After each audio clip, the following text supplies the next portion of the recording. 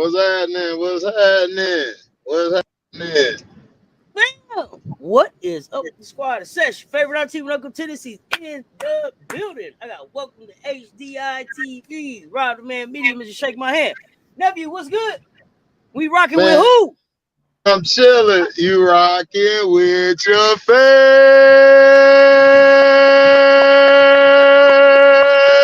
Bring the energy up. Bring the energy up. Broke some eardrums. Let's go. Mr. Shake My Hand, what's good? Yeah, what's happening? What's happening? Hey, listen. It's up. Let's get it. Shout out to two-time Barbie. Call her two-time. Call Barbie two-time. They say call Barbie two-time. Yeah, the storm. Two-time Barbie. The storm cooked the storm cooked the Liberty. So there's that. But you say we wanted to talk All-Star. Let's go, nephew. Kick it off because you set the topic today. Let's go. What's up, y'all? Oh yeah, I'm pissed off at All-Star, man. Pissed off at the what All-Star, I said, man. Look, Slim should have been an All-Star. She should have been in there, and then you also should have had either Jones or Hamby on there or Cloud. I thought that they should have had a couple people that shouldn't have been on there. To me, they didn't really put together a complete season. Look at what Slim's doing in Washington. She got them playing out of their mind. And then Brianna Jones, look, the last couple, maybe 4-5 games, and even early on, Brianna Jones been looking better than BG, and she been looking better than Ron Howard. She been looking better than a lot of these players out here. And everybody said she wasn't even finna do anything, really. They thought that, okay, she was finna come down here and, you know, she wasn't going to be that player they thought. She's actually giving them a balanced offense now in the post. So, like, when their perimeter, their three-pointer ain't falling, boom, dump it to Brianna. BG ain't really been giving you nothing. Like, she look like she done. Brianna come and pick up the slack. And then you also look at Slim. Not I already said Slim, but Kelsey Plum, look, man, I know everybody love Kelsey Plum, two-time champion. She did her thing out there in Vegas, but look, I don't think she should have been in there to me. I think you could have replaced her with the De'Erica. I think De'Erica has done more for that team than she has. She's done a lot more rebounding, being a leader this year. She's been holding everybody together. Because everybody, like, where they be about to say, man, F this, she's still keeping them up. Also, Azare Stevens should have been on this list, too. Stevens been balling. She been balling. Like, look, I know we talk about forehead, but look, I'm calling her Miss Stevens. She done upgraded from forehead. She's been, man, look, when that offense gets sluggish or it stays stagnant, Azure be out there all three levels scoring. She'll put it on the floor. She'll shoot the midi. She'll shoot the three. She's giving them balance on that team. What's been letting them down to me is the coach, one, Lynn Roberts, the sets, that's two, and then Kelsey Plum. So that's how I feel. And I feel Skylar Diggins should be a starter, period. And Alyssa Thomas. Both of them should have been starters, period, to me. That's the disrespect I saw was Alyssa Thomas. What you got? So that's how I got. I mean, the Blade one was AT not being a starter, right? Yeah. Whatever. But there's a narrative they trying to push. Auntie, I'm going to come right back in. There's a narrative they trying to push. Gotcha. But I seen somebody drop something in the chat. Hey, we're going to talk about the situation with Crystal Bradford in the interview. We gonna talk about that. What tomorrow says? Are we talking about it tomorrow? Yeah. We're gonna do a whole show on that. If you haven't checked it out. Yeah. But we're gonna deep dive. What I see, Rob, especially what I see here is just the narrative that this is a league. This is a league that white guards can dominate. But I don't know if y'all want to have that conversation. Yeah. I mean, when you look at it, that's a push. You know what I'm saying? It's like you trying to push it and throw it right in our face. And now it's like, so when you look the way the fans voted and then you look at the way the media and the players voted, it was the complete opposite, right? Who the fans wanted and what the the players and the media wanted. So that's kind of why some of these players got screwed and not being an all-star. I agree with Asbury Stevenson should have been an all-star. To be honest with you, Asbury Stevenson been playing better than Plum has. To be honest with you, way better, Rob. Yeah, when you take that into account, but it's like, here's the bad part, right? It's got to be some type of balance. So when you did the starters, right, you put 4 guards, six bigs, and then reserves is 6 guards and 4 bigs. So it's like, what are we really doing? As far as like, there is not a equal balance system of what they're trying to do, but the way the media and the players voted, it cost some people not being in the All-Star game. Agreed. You know the biggest problem is it was definitely some rookies and it was definitely some second-year players that should have been able to participate in All-Star weekend. But they should be participating in like a rookies versus sophomores type of game. Yeah, that's what I want, Auntie. Yeah. And then have an all-star game, right?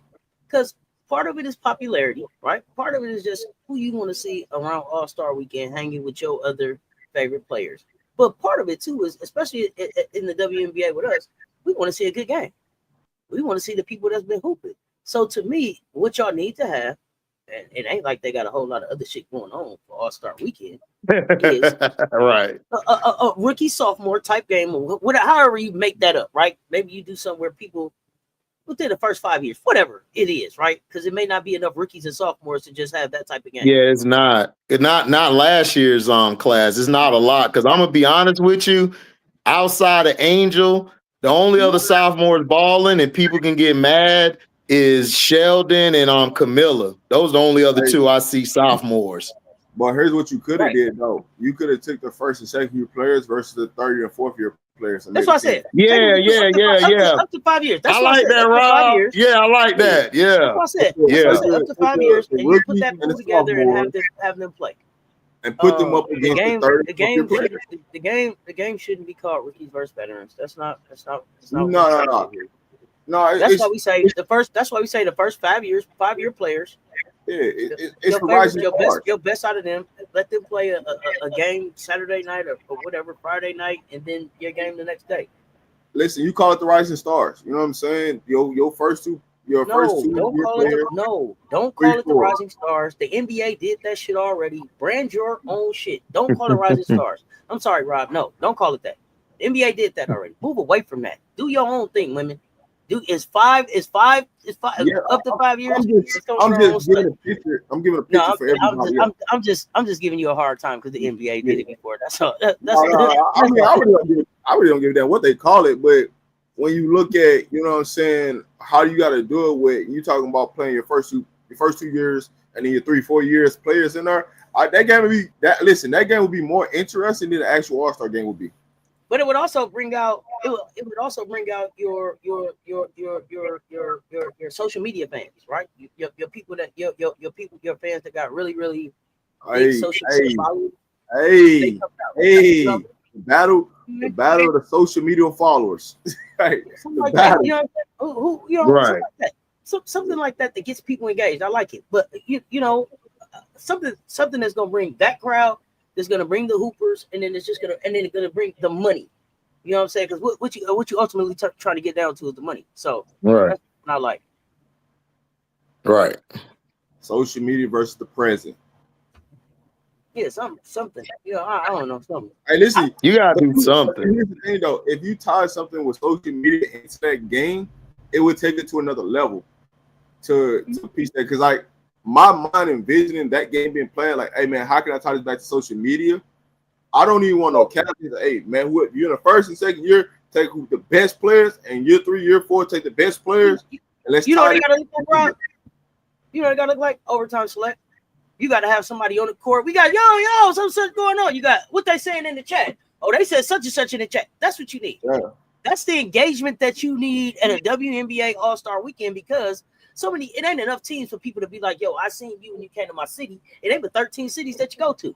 Yep. So it ain't enough cities for everybody to see it, man. Everybody is engaging in your shit virtually on YouTube, on highlights, on clips. So you have to give it back to them where they're meeting, where they meeting your product at. So put the shit on social media. Make it about social media. Engage them damn platforms.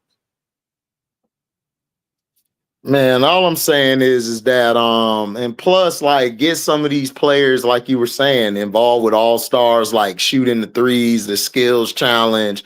Like, I want to see Rakia in the skills challenge if she's not playing an all-star game. I want to see JC Sheldon shooting up some threes. I want to see different people, playing the game. Like, so we can start pushing these players into the next generation of talent. Because look, in about 4 years or 5, it's going to be a battle of who's the best post between Angel and Miller and Stevens and Kiki.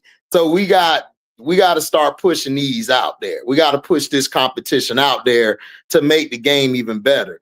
And in the All-Stars, like I said, we got to do something better. Like, we got to do like the first 2 years or 3 years against, like you were saying. We got to get that going because we need to try to open this game up to more people. And hey, I wouldn't mind playing overseas players, getting like players who ain't in the league right now, having it like the first 2 years or 3 years in the league versus them. Like, that could be something interesting too. I want to see that. Hey, I think they should have stole a page out of Unrival's book and did Queen of the Court 1v1s. Pick four players, right? Hey, game to 7. Go get it. You know what I'm saying? Just for something to switch up from what you're seeing. Or 2v2, right?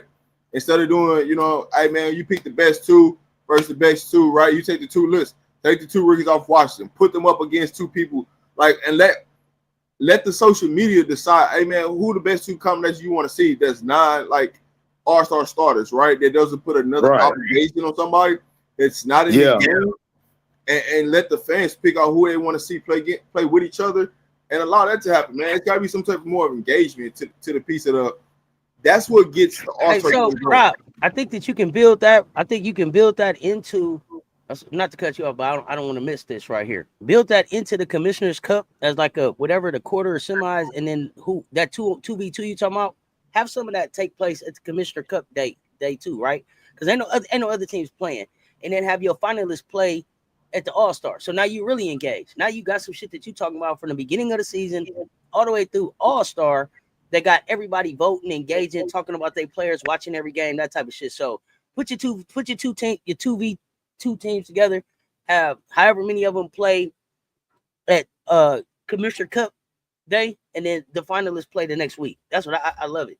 I love it. All right, listen, that's what I'm saying. Like, me as a commissioner, me as a commissioner, I really would have like changed a lot of things. Like, I would have like, hey man, let's do a South Carolina versus a UConn, you know what I'm saying, game before the All-Star game.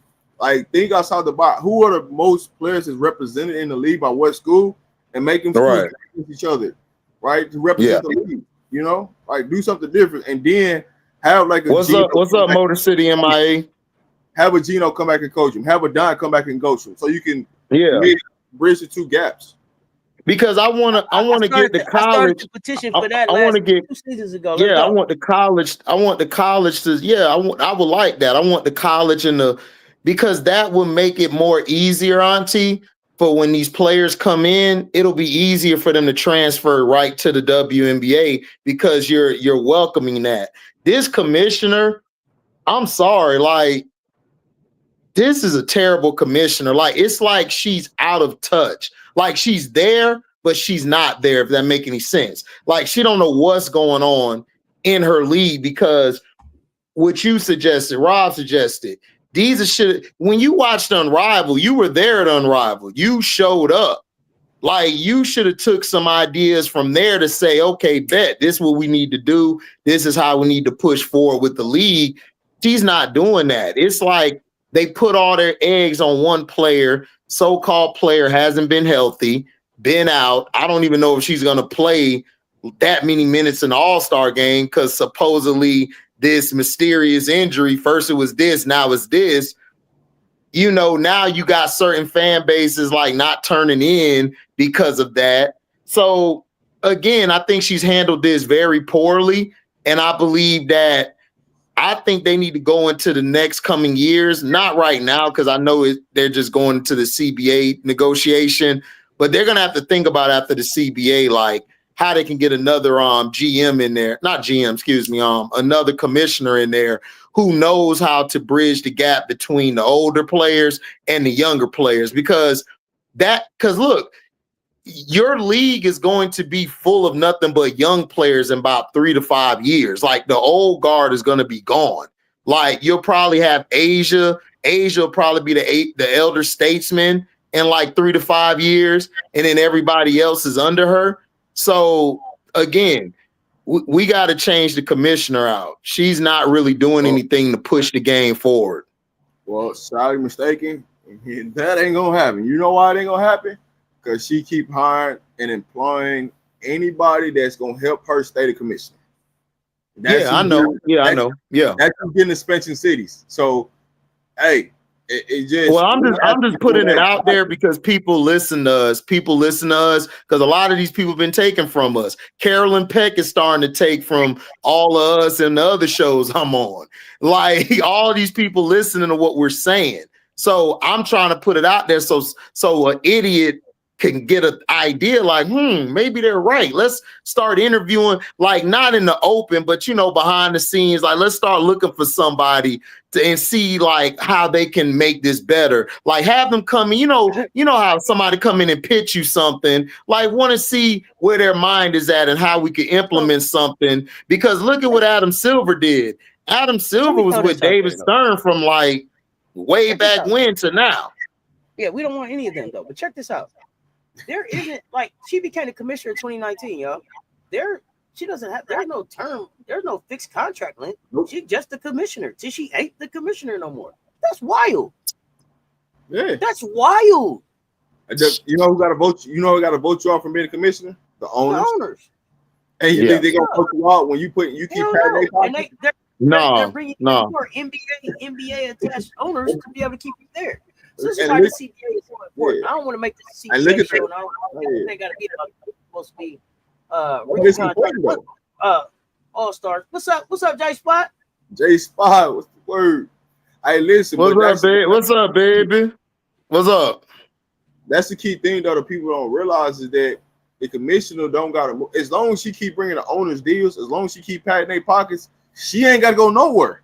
So the only thing we can do is just keep voicing it, but it's got to go viral, and there's got to be enough people behind it for it to change. Otherwise, it's not going to change. Because as much as the players complaining about stuff, it's going to take a village to make it happen. Just what it is. These owners here, like, and then also I don't like. I understand you got some NBA teams who own it, but some of these other places, some of these teams, if they could get an owner like that's separated from the NBA who can innovate and come in and bring some things, it would help out a lot for the league. But this is what's happening, though, nephew, right? The owners are going to come together and make decisions about how the league move, right? So what they did was they realized, these independent thinkers are outvoting us in these situations. So what did they do? They went and said, we're going to expand. It looked good. We get new teams. But every team that they brought in, they attached to what? An NBA. Another NBA owner.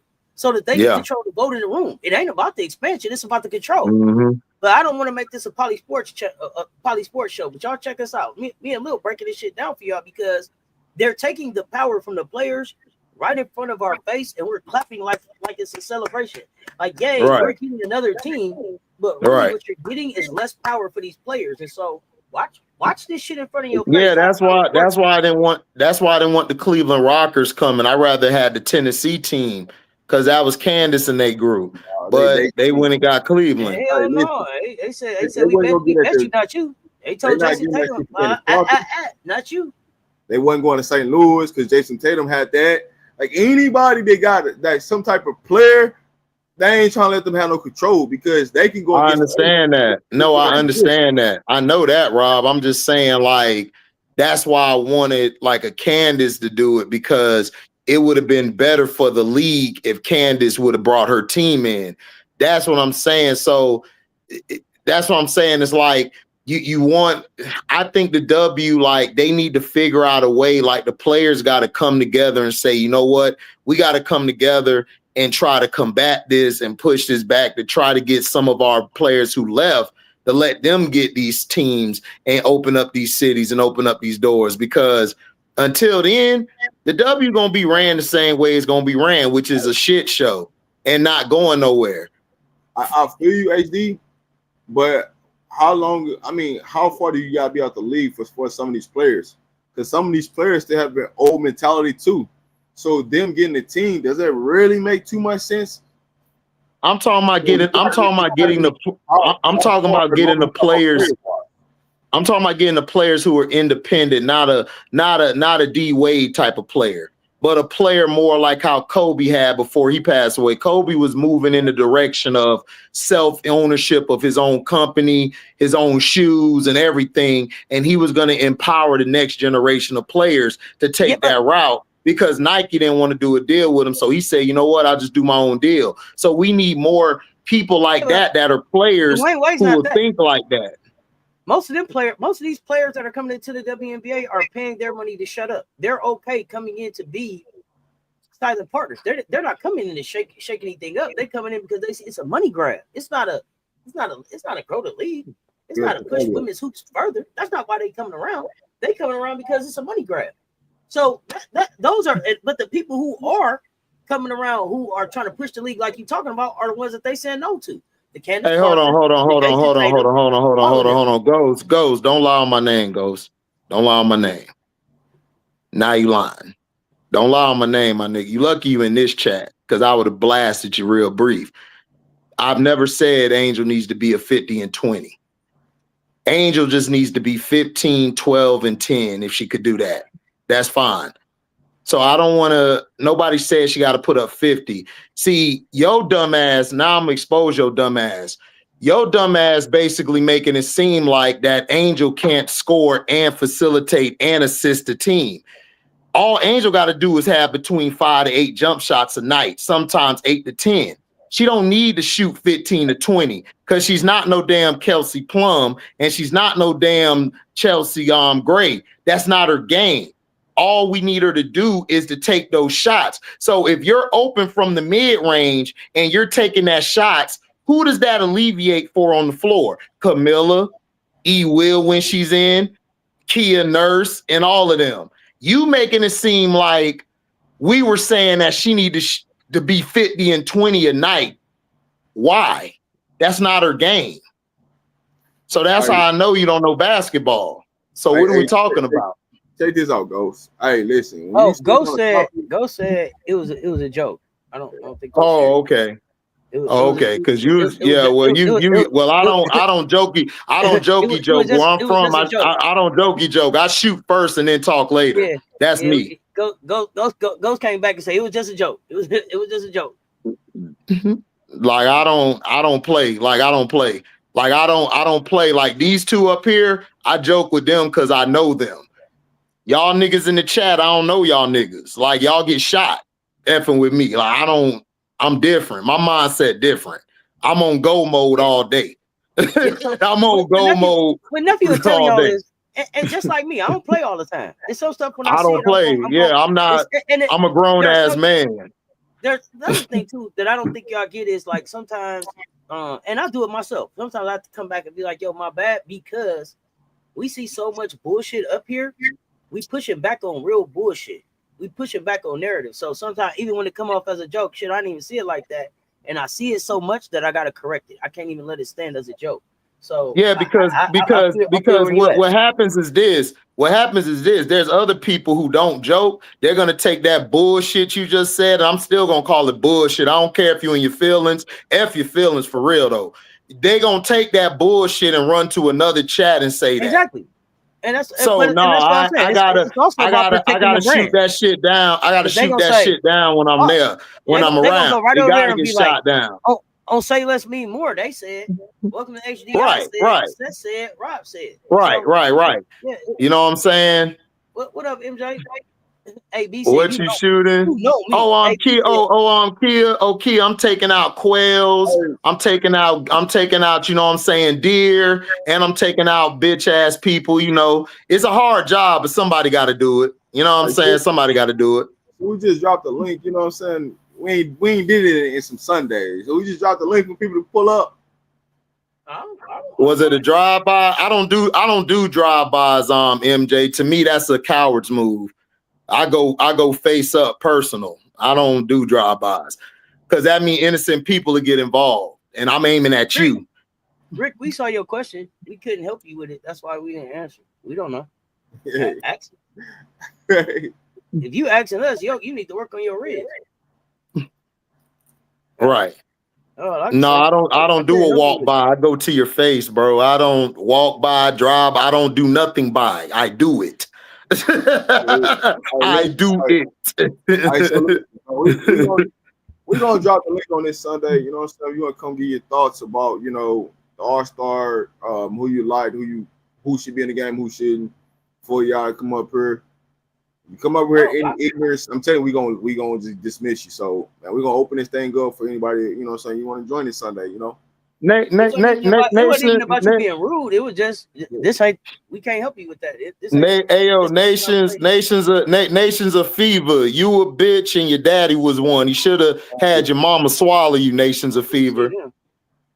You should have swallowed your mom should have swallowed you, bro. You a waste of space in this world, bro. Hey, if y'all over here, whoever this is in my chat, coming over here telling them what another content creator said about somebody, man, I don't care. I don't care about that content creator either. I ain't on that. I'm not on that. I don't care about that either. So I need one of my wrenches to get them out my chat. I don't care. Content creators is content creators. But don't send messages. If they got something to say, tell them come say it. But I don't do that. I don't know. You know what I'm saying? If you've been here before. That ain't what this is. Don't reach around and rinse them up. Right. And get up out of here. You naming names that I'll slaughter on my worst day. All right, Rick, like, come on. Rick. I think it's me, myself, and I, something like that. Whoever that is that's talking about what I don't know what he's talking about, but like I said, dude don't want no smoke, man. Like, stop playing. We over here to talk hoops. I don't even. Right. We don't care about all that.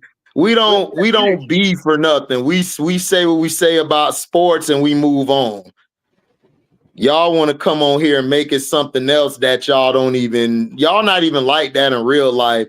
So y'all come up here to try to feel important because we mentioned your name. Like, stop playing. My nieces got more heart than most of you bitch ass niggas on the internet. I'm just being real. They do. And they kids. Hey, man, leave them people alone, man. Hey, listen, how you feel about, you know what I'm saying, the Sky play tonight? What's your thoughts? I think the Sky can beat them by 3. Elena Smith is questionable. It's gonna be Angel, possibly E. Will again. I believe they're gonna dominate the paint. The problem with the Sky hasn't been the paint; it's been mainly the perimeter. I think they got something going where they got Angel bringing the ball up, facilitating, and Rachel Bannum. Look, I've been hard on Rachel Bannum. Rachel Bannum the last 4 games has had a low turnover percentage, and she's been able to move the ball. So, like I said, Courtney, at this last game she had, before that last game, Courtney was playing like shit. Like, she was getting benched during the game for Natisha Heidemann because she was turning the ball over and she was missing her shots. If you keep her from getting in rhythm early, because I'm not Kayla McBuckets, as long as you don't let her wake up, you'll win that matchup, because for some reason, Kayla I don't fear Kayla. Like, what she'll do is she'll come and, like, she just sits there. She don't really do anything. She just plays defense and that's it. And then also Heidemann is very streaky. So if we keep the game like within, like in the paint and all of that, we can win this, because of what I've noticed is if you get physical with Minnesota and you get physical with Nafisa Collier, they are not the same player. And also, Napheesa Collier has not been the MVP this year. She has not played her to her level. So I'm tired of y'all trying to say she's better than Asia. She is not. She has been terrible in big games where she's playing against post players like an Aaliyah Boston and Natasha Howard. Now she's going to play against Angel. She has not been doing well against post players like that. So that's how I look at it. I think we can win by 3 if we do those things. Be physical with them. Don't turn the ball over. If the Sky don't turn the ball over, the Sky have actually been playing great when they don't turn the ball over, and they kept it down. So I think we can beat Minnesota. I think Minnesota's fraudulent, Rob. I told you that from the beginning of the year. I didn't think me and you agreed on this. They didn't get nobody in the offseason, Rob. And then Peely, let's just be honest, dog. Like, what is Peely? Are you a 4 or a 3? Like, which one are you? Because her minutes are getting lower and lower each game. Diamond Miller, if Diamond Miller isn't bringing you that energy or getting you no hustle plays, she's going to be back on the bench. Shepard's okay, but I think E. Will can match up with Shepard well because of her size, and she could put that forearm in her back, kind of get her all discombobulated. And I just don't trust Minnesota, man. I just don't like their team. I think that's why I didn't really have them like in the top 3 or 4 teams. I thought the Storm could be better than them as well. So I think the Sky could win this by 3 or maybe 4 at best. I think they'll pull off the win. So do I think Minnesota's the best team? No, by no means, right? Yeah. Also, they've been able to get out of certain games with certain calls being made throughout the game to help them get victories that they rightfully earn. But it is what it is, right? It's a W, right? They're going to push what they want to push, but they got to push up Minnesota, right? It's quote unquote, that's who they're trying to make as America's team right now, right? Minnesota, right? Look at who the coach is. Look at You think they're trying to make Minnesota? You think they're trying to make Minnesota America's team? Hold on. Kia High Life. I do let people on my show. Rob has been on my show plenty of times. There's been Jeremy, who's on here all the time. He was on my show the other day. Like, that's a lie. So I always have people on my panel. Is it true that you don't let your guests on the panel cuss when they up there? Oh, no, I don't let them use the F-bomb. You can't use the F-bomb on my channel. But you can say shit, kiss my ass. You can say that. You just can't say the F-bomb. We can't use no the phobic words or the PD words on there. Other than that, you straight. You can talk your shit. No, my bad, Kia. I misread the question. That's my fault. I apologize. Okay. I misread the question, Kia. Now let's get started today. Kia coming off the bench. Yeah, that's true. She's Smith is starting. So are y'all excited? Yeah, Smith need to be the 5. I already said that. Y'all need to put Smith at the 5 and go from there. But they need to get rid of Jewel Lloyd. That's the move they should have did was that. But yeah, like Rob was saying, Minnesota, they're giving Minnesota's playing like they're champions. Like they're playing like they're already champions. Like don't you get that when you see them like Napheesa and them? They walk around like they're champions and they won. Yeah, and they ain't won nothing. And they ain't won shit. Like that's all they've been doing. The Fever do that same bullshit too. The Fever are doing it. Like they won something. You know why they want Minnesota to be the America's team? Because they out there two-stepping, line dancing. They going what the wave is with America, how they mixing everything up and meshing everything for line dancing, and that's what's popular right now. That's what the W's running with. That's why they're America's team right now. Why they're trying to persuade them to be America's team. Right. That's what I'm saying. So my problem with Minnesota is like, what does Napheesa have a? Let me ask y'all. Does Napheesa have a better resume than Stewie? No. Does she have a better resume than JJ? Does she have a better resume than JJ? Here's the part that you missing. We talking about net worth. We talking about what your household income is. See, you ain't talking about the right things. And you can smack your lips, nephew, but bottom line is Nafisa get the love she get because of what her network is. When you look at her household, what is the power of that dollar in that household? I understand that. But my point is I don't respect their team. I don't respect them. The coach gets respect because she won 4 already. And sometimes I don't even give her that because you had Maya Moore and Simone Augustus in them. So all I'm saying is, if you're the coach and you've won these championships, I would have been addressed the elephant in the room. Why are y'all acting like we won something? Like they haven't won anything. Like they think because of that bad call, they think, okay, we still should be champions, even though we didn't win. They're not playing with a hunger, Auntie. That's all I'm saying. They're not playing like we lost. They're not playing with it. What has he done without losers to do winner shit? That's why. We continue to allow losers to do winner shit. Stop right. You got them on TV like they win it. They ain't won. What has she done? And the Chicago, you say Chicago got a weird schedule. Yes, they gonna everybody finna play them 4 times, 5 times. You know why? Because Angel Reese is the fucking draw. And if that don't tell you, if that don't tell you, well, shit else tell you. How many times they playing Angel? Go look at how many times Minnesota gonna play Angel. 3 times, I think. 3 or 4. How many times they gonna play Chicago? It's the fucking draw in this league. Within 15 days, they'll tell you that she ain't the one bringing the eyes. But if you look at how these schedules go, who they playing? I just got this real question about Reese. Like, what has she done without 2 stars on the team? Who? Reese? Reese. What has she done without 2 stars on the team? She hasn't done nothing. That's my point. She hasn't done anything. That's what I'm saying. Like I question her coaching because you got to think about it. The league hasn't had multitude of a lot of coaches in this league because it's been like a revolving door. So she's never really had to be challenged, in my opinion. And now it's like her team, if you're a championship coach, I'm addressing my team differently. Like, she's letting them be like who they are. And it's like, you didn't win nothing. It's like, she feels like she's won, but you ain't won nothing since arguably the greatest woman basketball player ever left. I'm just saying, like, I'm not seeing the fire from this team. I see more fire from the Storm. Every time Skylar on that court, she trying to unalive everybody because she's hungry. She knows I got to win. I'm tired of losing. I'm tired of being not put in the top point guard list.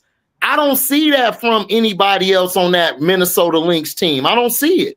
Like Nafisa, like if she's not front running, I don't think that she's really like, I don't think you're really concerned with her if she's not front running. That's just how I look at her. You know, the Minnesota's front runner, right? When the pressure gets put on and it's time to show up and play real hoops, they come on small every time. It's what it is, right? They do. The problem with Seattle is not the players, it's the coaching staff. They can't get it done because of the coaching staff. Just it's the time gonna come, right?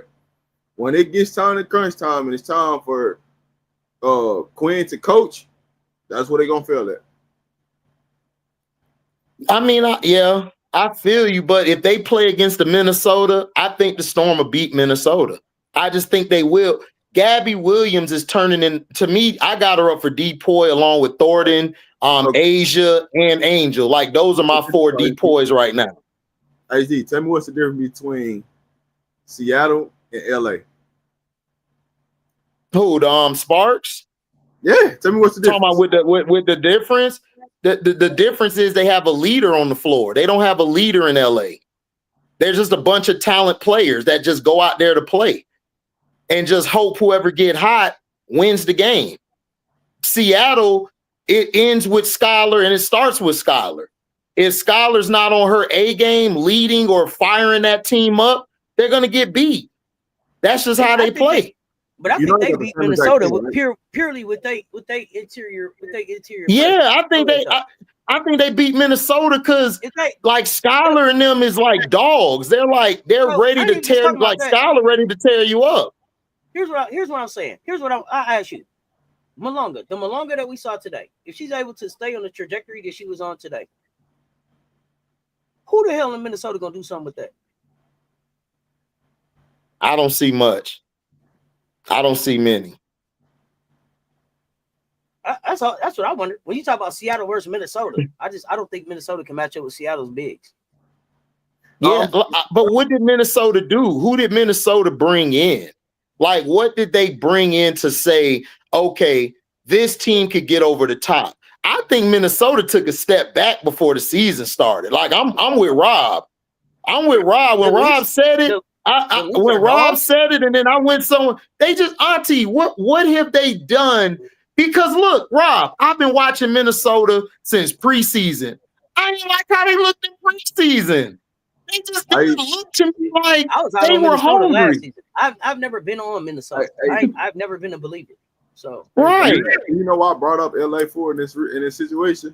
Because LA and Seattle are the same goddamn team, exactly the same damn team. The only difference is really that Seattle has a little bit better coaching than LA does. They're the exact same team. When you cross the board, look at talent for talent, look at the starting lineup for starting lineup, look at the bench for bench. It's the exact same team.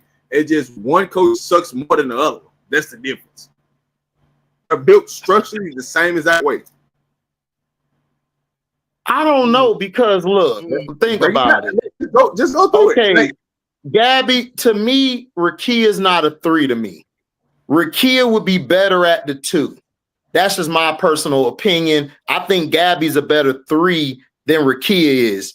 Rakia is a better 2 to me because she's a better scorer and she has more skill to me offensively than Gabby could ever wish in her life. So that's what I look at. Azare, I love Azare. She's balling, but Ezzy just defensively, that she's just the beast. Like, so I can cancel that out. Then you got NECA, and then who? I'm taking NECA way over De'Erica any day of the week. So now we get down to it. Kelsey and Skylar Diggins. Here's the thing, though. The way you putting that talent-wise, yeah, but stats-wise, they cancel each other out. All this cancel each other out. LA has a better lineup than Seattle does. Statistic-wise, that's what happens. Offensively, yeah. They're a better offensive team than Seattle. Seattle's a better defensive team than them. That's the only difference. It's a cancellation in that. I agree with you on that because Seattle's defense, LA's offense. So it cancels each other out. LA really ain't that bad defensively. I'm telling you, the coaching staff is the biggest difference between those two teams. They have the exact same talent and across the board. Like when you go stat for stat across the board, they break down evenly across the board. They are the exact same team. The only difference is coaching. That's it. I don't know, dog. Like, I'm not a stat guy. You and Cess have beat me on stats all day. I watched the game, and Seattle is way better than they're better to me than LA. You got to look at them both. You got to do the eye test, and you got to look at the stats. To me, and that's why I say when y'all holler Minnesota is some dogs, I want to look at. Who said Minnesota dogs? I didn't see that. No, they said now. They're 11 dogs. They're 11 dogs now. No, Minnesota's not any dogs. I don't see Minnesota as dogs. Here's the thing, though, nephew. There's a lot of different dogs. They can be dogs, but there's no dogs. You talking about they're cool? Y'all gonna have to start calling out. Y'all gonna have to start calling out breeds and things for these dogs. There's those dogs. But here's the thing. I'm never interested in having a pet bull. I've always had a pit bull. I don't do pet bulls. So all these pet bull dogs y'all talking about, I don't need them. I don't look. Kayla McBride. Hey, how you doing? I don't know them. Kayla McBride's the only one on Minnesota that I could see as a dog, but they don't give her the ball enough. The ball is either Nafisa or Courtney or Elena Smith or Carlton dominant. Like Kayla to me falls out of that lineup a lot of times because Kayla to me should be the one you should go to down the stretch because she hits. If you look at their past games and the past couple years, McBuckets has been the one to hit the big shots, like out of everybody, and they just don't even really use them. Stay consistent. There you go. Labrador versus Pitbull. If you do for Golden State players, you would rank them close to last, but their sheer amount of energy, effort, and intensity wins them games. Who you talking about there? I don't know who we got right Hey, there. listen, it's everybody's dogs out there, but there's levels to dogs. What kind of dog you talking about? That's what it comes down to. Everybody's dog. There's a fee. Look, I'm gonna tell you like this, and because I love Fee, I'm gonna tell you like this, bro. Fee disappoint. I don't think Fee's a superstar, bro, and I'm gonna tell you why. She don't give me superstar vibes. She just gives me a great cog. She just gives me a great cog in a system. Like if she's in a great system with a good rotation around her, like good players around her, Fee's gonna step up and she's gonna give you that 25 or that 31 game or 2 games. But as far as if I have her on a team, Dolo, like just her, I don't see her lifting a team up like Asia. Like if you look at the Fever game, Asia showed you like whenever I turn it on, like you little people can't F with me. Y'all can't F with me. I don't get that from Fee. I don't get her energy from Fee. I just don't see it. You know what kind of energy she give out, nephew? Like she'll fight, but don't hit me in my face. Don't scratch on my face. You can fight, hit me anywhere, but don't hit me in my face. Yeah. A dog is in the fight. Danae, why you want to fight me, Danae? Danae, don't beat me up. I said. You said go court with no dog. You got to say Courtney Williams is a dog. You said Courtney Williams said. You said Courtney's tough. Courtney's tough. I don't see dog. I see she's tough. Courtney's very tough, but I don't see dog. I see toughness. She's very tough. Like I'll have Courtney on my team any day. I just don't see dog. I see toughness though. She's very tough. Like if I need her to do something, she'll do it. But I don't see her take the initiative of like doing that. I see more Kayla do it than her. But I love Court. I'm a huge Courtney Williams fan. I just don't see it. Like dog, I see toughness. HD, you did all that explaining about Fee, right? And all you have to do is say, hey, just watch tonight. When a real dog step out on the floor, let's see what she do. That's all you have to say. That's all I want to see. The answer gonna tell you tonight. What? Hey, do you want to take that chance to guard an Angel? Because that's really who your matchup is. Don't run away from it. Don't duck it. Don't try to have somebody else check Angel. That's your responsibility tonight. Let's see who you really are. If you say you are who you are, let's see what it is tonight. That's the easy way you could explain it to everybody out there. Hey, she got to guard Angel. Let's see what she's talking about. If she can't guard Angel or she don't want that smoke with Angel, we know who you are. Don't come front running. Don't look at the ref to bail you out. When she played Aaliyah Boston, she disappointed me. She was looking at the ref to bail her out. AB, aka should be an MVP conversation, aka all business punked that whole Minnesota team.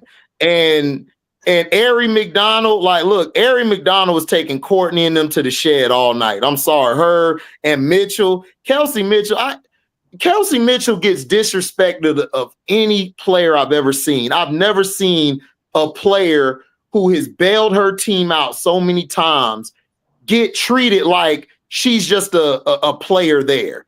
I've never seen this before. If she was in the NBA, Kelsey Mitchell would get all the love in the world for her game. She don't get no love for her game at all. I just don't get it.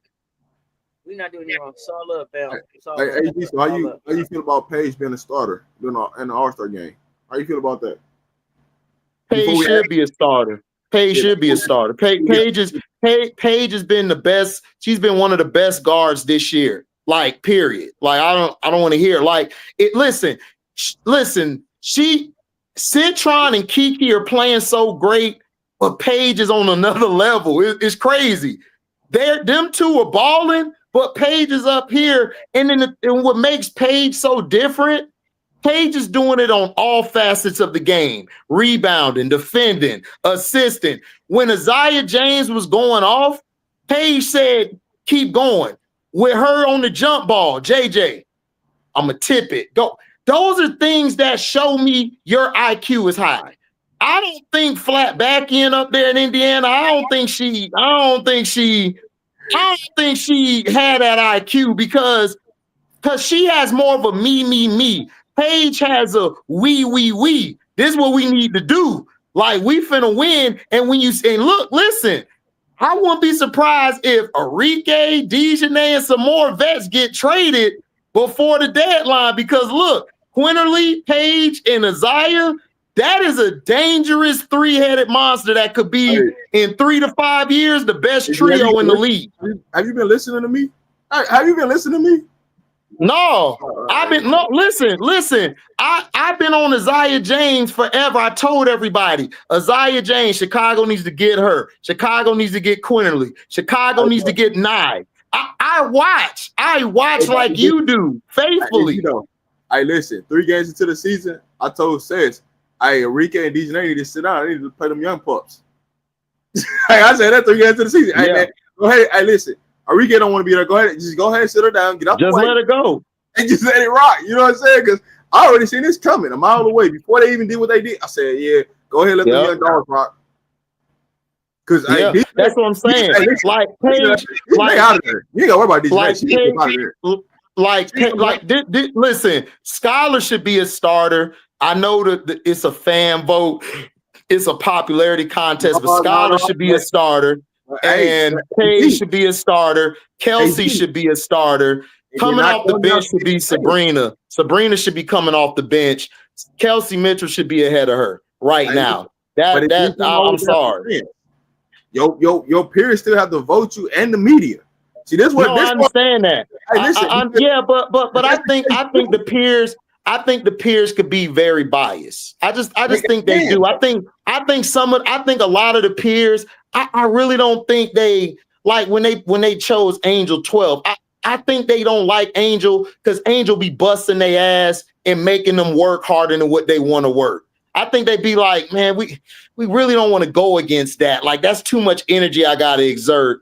You know what I'm saying? It's like a lot of them they cool with her, but they not really cool with because you rank Kiki over her. But early on, Kiki was better. But overall season, Angel has been light years better than Kiki. It's not even close. So again, Slim, you vote Slim high, which I respect. Slim should be in here. To me, Slim should be in. Kelsey should be out. Plum should be out. Slim should be in. Because Slim, what she's been doing on both ends of the floor, Slim has been a beast. Like she's been out playing all these guards.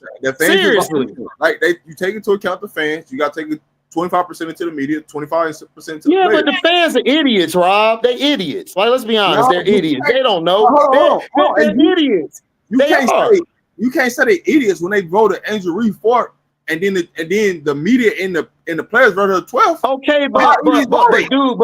Okay, but see, no, I'm saying they're idiots in the sense of they're voting players that haven't earned it. That's what I'm saying. Angel has earned it, whether you're a fan or not. Hold on. Let me get this off. Whether you're a fan or not, it doesn't matter. Like me, I'm a fan, but I'm looking at what's in front of me. If you've been playing like boo-boo, I'm not finna vote you in. I don't give a damn what your name is. So these fans are slanted because they're going off of fandom because they already don't know sports. Some of them don't. Like most of the majority of the fans don't know sports. Angel's fans, they know sports and they know her off the court stuff. And then other fans who may not like her, there's other fans that have made videos saying, "Oh, I'm a casual, but I like Angel Reese just by her mentality, how she plays like both ends." So you have fans like that, but the majority of these fans, they hate Angel, so they vote for Caitlyn. They hate Asia, so they vote for Fee. That's what they do. It's not a basketball vote. It's a popularity contest. Yes, I understand that, but I can disagree with the popularity contest. I can disagree. I got a choice. I disagree with. What I'm saying is, that's the problem. It's the criteria around the voting for the fans. Yes. There's no criteria. Who's your favorite? And that's what I'm saying. The people who are voting, they don't know basketball. Some of them do know basketball, but the majority that were voting for like a CC, look, CC and Sabrina should not be starters. Like, I'm sorry, like, y'all can keep saying popular, but if you watch the games, which a lot of these fans don't watch the games, they watch highlights, they watch clips, you would actually see that Skylar, Kelsey Mitchell, Slim, Paige have been out playing those two they got ahead of them. I'm just being honest. So HD, so when do you hold the players and the media accountable? I hold all of them accountable. I'm holding all of them accountable, Rob. The media is just like the fans to me. They only pick like who they like or because they don't watch the games. They don't. It's only a very few of us who are diehards. And then you got some casuals who actually do got a brain, who watches the games, who fall in love with a player like Asia, or fall in love with a player like Gabby Williams, or fall in love with a player like Kayla Thornton. Because listen, before this year, none of these fans knew about Kayla Thornton until I started talking about her. You started talking about her. Cess started talking. You had certain platforms talking about her. Now you got some fans who have a little bit of a brain. It's not a peanut, but it's bigger than a peanut. They actually are like, oh, okay, Kayla Thornton's good. I'm gonna start voting for her. So that's all I'm saying. It's like we have to start. This is why Kathy Engelberger needs to be fired. You have to showcase your talent. They're not showcasing their talent, Rob. People are only voting for Cece because that's all they know. People are only voting for Fee because they want to try to diminish what Asia's been doing. But Asia got so many fans, she's still going to be there because that's Asia. That's damn near the GOAT or in the top 3 or 5. So of all time, not today, but all time.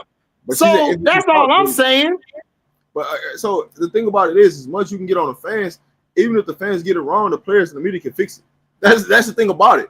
It's the but same that's way. what I'm telling you, Rob. The players have a bias. I just said that. Didn't I just say that? The players have a bias. Yeah, am I right or wrong? Right, but here's the thing, though. You blame the fans when I'm like, it's really not the fans. It's more of the players and the media. Rob, I'm blaming the fans, the media, and the players. That's who I'm blaming. I wasn't blaming one team. I was talking about the fans, but I said it before I went there, Rob. I blame everybody. The players have a bias because they got to play against you every night. There may be 5 or 10 players like, I'm tired of playing against this player. They keep busting my ass or they're making me work. So I'm going to try to vote them down because they got an underneath beef with them.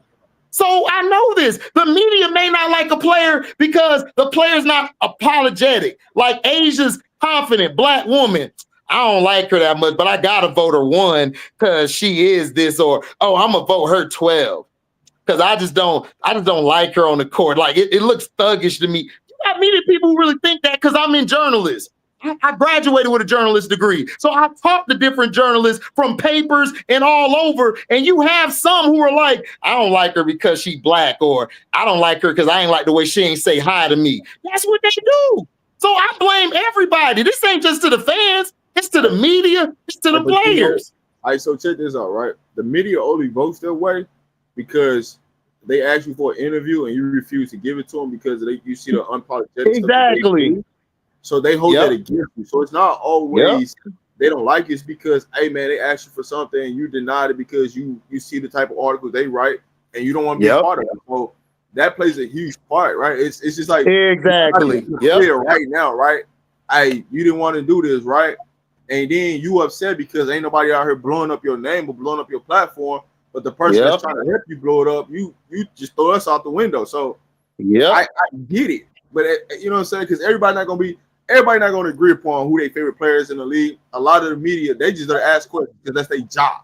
They ain't truly watching the game. Because if they were, the questions they ask will be truly based upon the game and what they see. Exactly, Rob. That's what I'm saying. That's what I'm saying. You're right. I agree with you. You are 1,000,000% right because they don't watch the game. That's all I was saying. None of them do.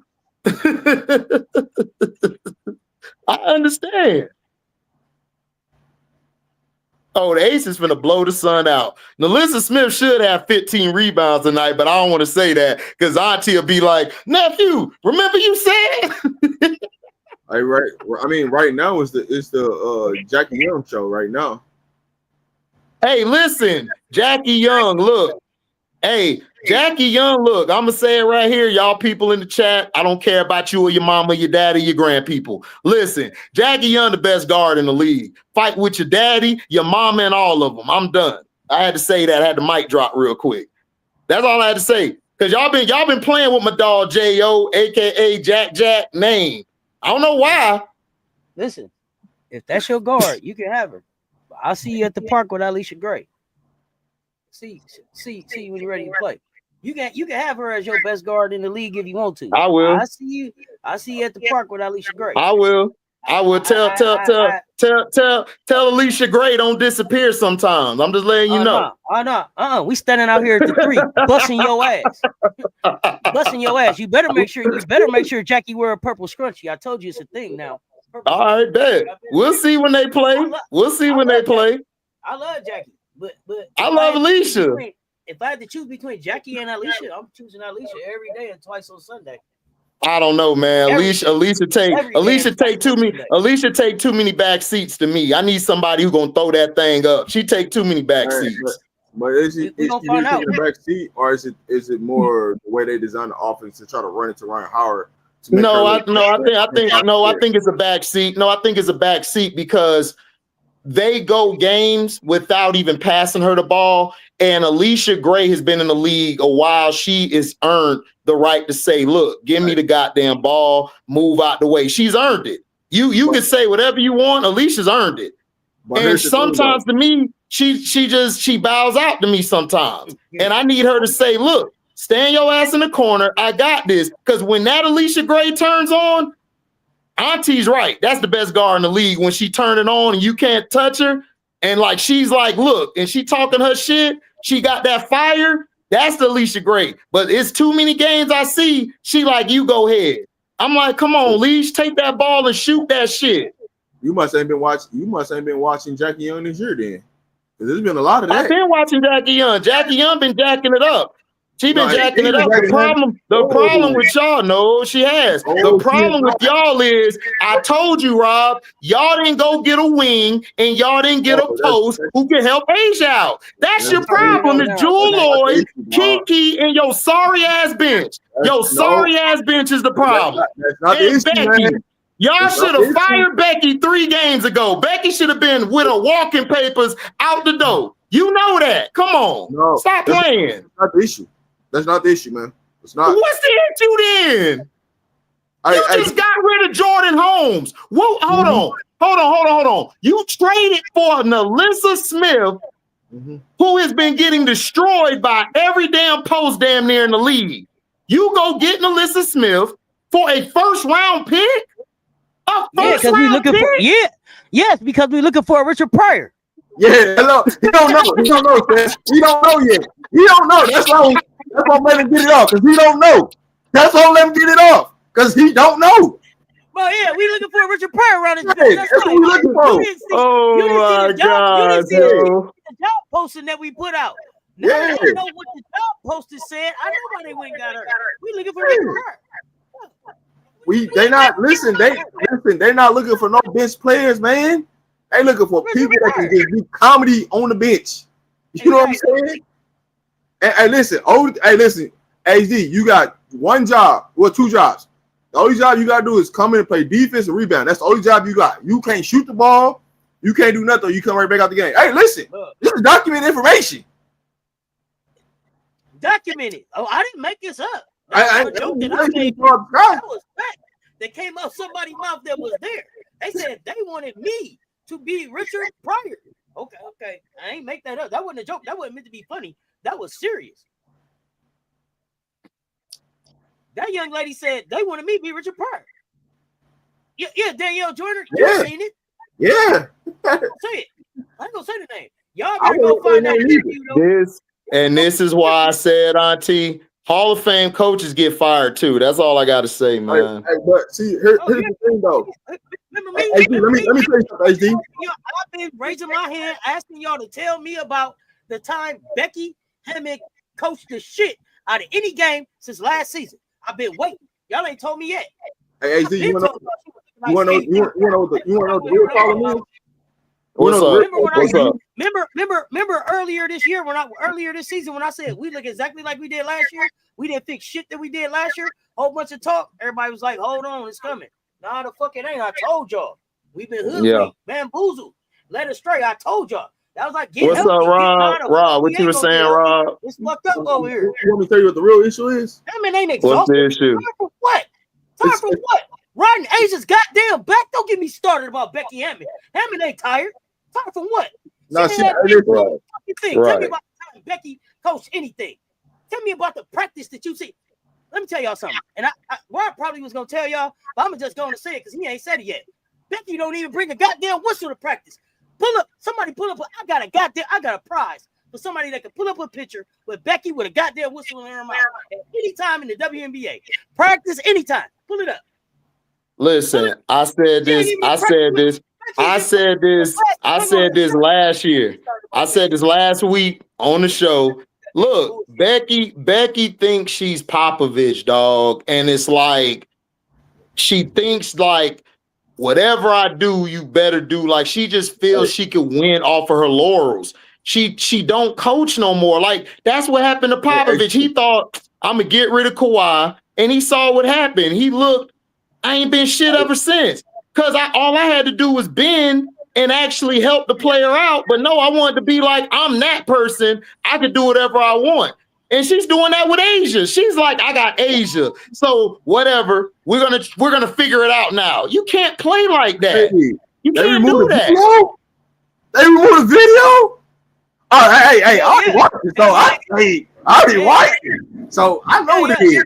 Hey, hey, listen. And let me say this too. Crystal Bradford isn't just innocent in all of this. Like, no, she's not. She got to take. Yeah. Crystal Bradford. I saw in the video. Yo, Crystal, it's something. You need a mentor, honey. At 31, you need a mentor because you in your way in a lot of ways. And her homie was trying to tell her that, but the shit that she said about Vegas, oh God, I understand why it's a problem. And then Rob pointed out the woman ain't got no goddamn whistle at practice. Hey, listen, I'm gonna tell you this, HD. If your star players can't get held accountable, who the hell you gonna hold accountable? Exactly. That's the point. But see, hold on. Let me say this That's the point. Carmella, let me say this right here about this video. Because here's the thing where Crystal messed up.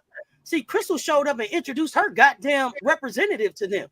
So when she thought she was gonna play, she was happy. She was cracking jokes. She was the life of the party. Then she found out she was suspended and wasn't traveling. Then she wasn't in the rotation. Then she wasn't in the mood for cracking jokes. I don't feel like smiling so much no more. See, you got to show up and be who you are every fucking day. Every day, be true to who you are. You can't be acting like, oh, I'm gonna be this because you think that's what's gonna get you on the floor. Minute you didn't get on the floor, your shit switched up, and they switched up on you. Think about this. Nobody think about this. When Crystal Bradford left the Las Vegas Aces, Becky wasn't even in the fucking room. Nope. Becky didn't come to fucking address her. She was being released. Wild Dog want to say something. Here we go. What up, Wild Dog? The rules is state your name, who your team is, and go from there. Hey, yo, this is Wild Dog. You know, I'm in Dallas, so I rock with the Dallas Wings. I know we bottom feeders right now, but that's all right. What's up? You got a college team? You got a college team? I'm from Louisville, so I rock with the Lady Cardinals. Oh, okay. So I mean, where you from? You from West Louisville, or you out lounge? Where you at? Hey, Cess, this person you didn't want to have a talk with. If you from the Louisville area, then you should know like Middletown. I'm from a black settlement called Griffeytown. Right? Okay. So now when I was there, I stayed off Bardstown. And then I grew up. I was off Bardstown, and I was go ahead.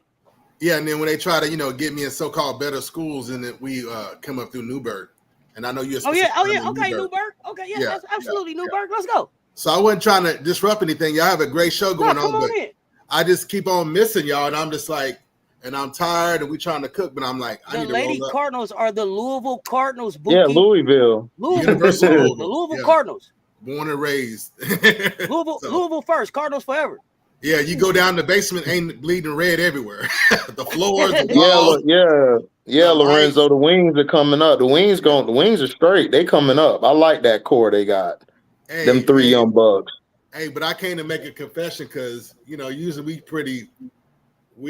been through a lot this year, but and of course, when we have a stellar rookie like Paige coming through, I'm like, egos aside, man, you gotta believe, if you got player development, you gotta do your development, and you got somebody like Paige, whatever you gotta do, she gotta be rookie of the year. Even if that costs you a year offsetting you, you just gotta do what you gotta do for your long-term future. And be dang if my own guy, I'm gonna call him out, my man Boogie Bob, just this week he was like, wow, dog, I know you don't want to hear it, but they need to trade Enrique. I'm like, no, dog. I've been on that train since day one. So I'm not even tripping. So I'm gonna make it, especially even my own guys, like, hey, it's time. I'm like, can we at least get Paige to a first year before we start pulling out rugs? It's like, okay, but it's like, but yeah, even my own guy, we do Switch for Real Basketball. My man Boogie Bob was like, hey, it's time, wild dog. And so we're gonna get deeper into that, the how and the why. And I'm not tripping about anything. I'm just like, dang, I was waiting to have that conversation for the off season. Well, I ain't gonna. No, it's like Enrique. It might be time for Enrique to go. It might be time for Enrique to go. Paige, y'all done already let me know. The man popped up here with his Texas hat on, looking like DOC and everything, with his dark glasses on. I was like, who is this? Who is this popping up here? Well, Paige, Paige is ready. I see you with your wings on. Hey, that's a wing. Paige is a player. So Yeah, Paige is a player that when she comes in, you give her full autonomy of the offense. Like you give her the keys and you just move out the way. You say, here, Paige. Now, what do you need us to do for you? Because I've been watching Paige since high school. Like she plays like she's been here before. Like she just plays like it. Like she knows she knows when to assist. She knows when to facilitate. She knows when to defend. She knows when, okay, I may not got it. This person got it. Boom, I'm gonna let them do it. What's up, straight to the point, sports? Are y'all moving Enrique because y'all want to, because she's valuable? Because I don't think Enrique is the problem. She's not interrupting anything. She's trying to fit in. What is it? Why do y'all want to move Enrique? It's not, I don't see Enrique throwing because you know why? Because it's play styles. Enrique, play style. It's play style. That's all it is. It's not a beef or nothing. It's play styles. Like Enrique is a scorer. That's it. Score. Like, and there's nothing wrong. Like she's like the best or whatever, one of the best or whatever you want to say, her place in history or in the league. She's that girl when it comes to scoring. Like, Wild Dog will tell you. Like Enrique, when she get on a heater, you not stopping her. But Paige is a player who plays to read and react, the flow of the game.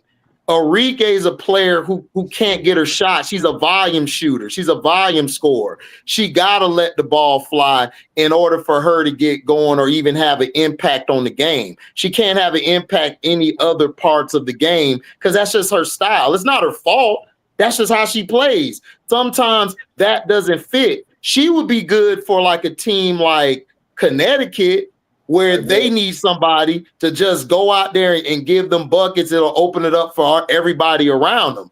But she's not going to do well here because you got three players whose styles mesh. Isaiah James, I told people before the draft, Isaiah James is the best pick and roll playmaker I've seen in a long time from the two. I said that on my channel. If y'all don't believe me, go back and watch my old videos. And JJ Quinterly, I said Quinterly is a beast when it comes to controlling the pace, and she's underrated defensively, and she can score at a high level. So I told everybody that. I told everybody that those three players, because I wanted them for the sky, because I love Angel Reese, I love Miller. Those are my babies. And I told them if you get those, get at least Isaiah James there, Isaiah James with Miller on that pick and roll would have been thick, because you wouldn't have been able to stop it. Because if I hedged to Miller, Isaiah could just pull up on you, shoot it in your face. But if I hedge on you, I'm getting it to Miller.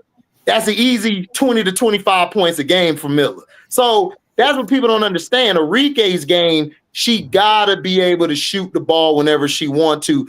Because if she doesn't, Wild Dog, she's just there. And that's unfair to Enrique.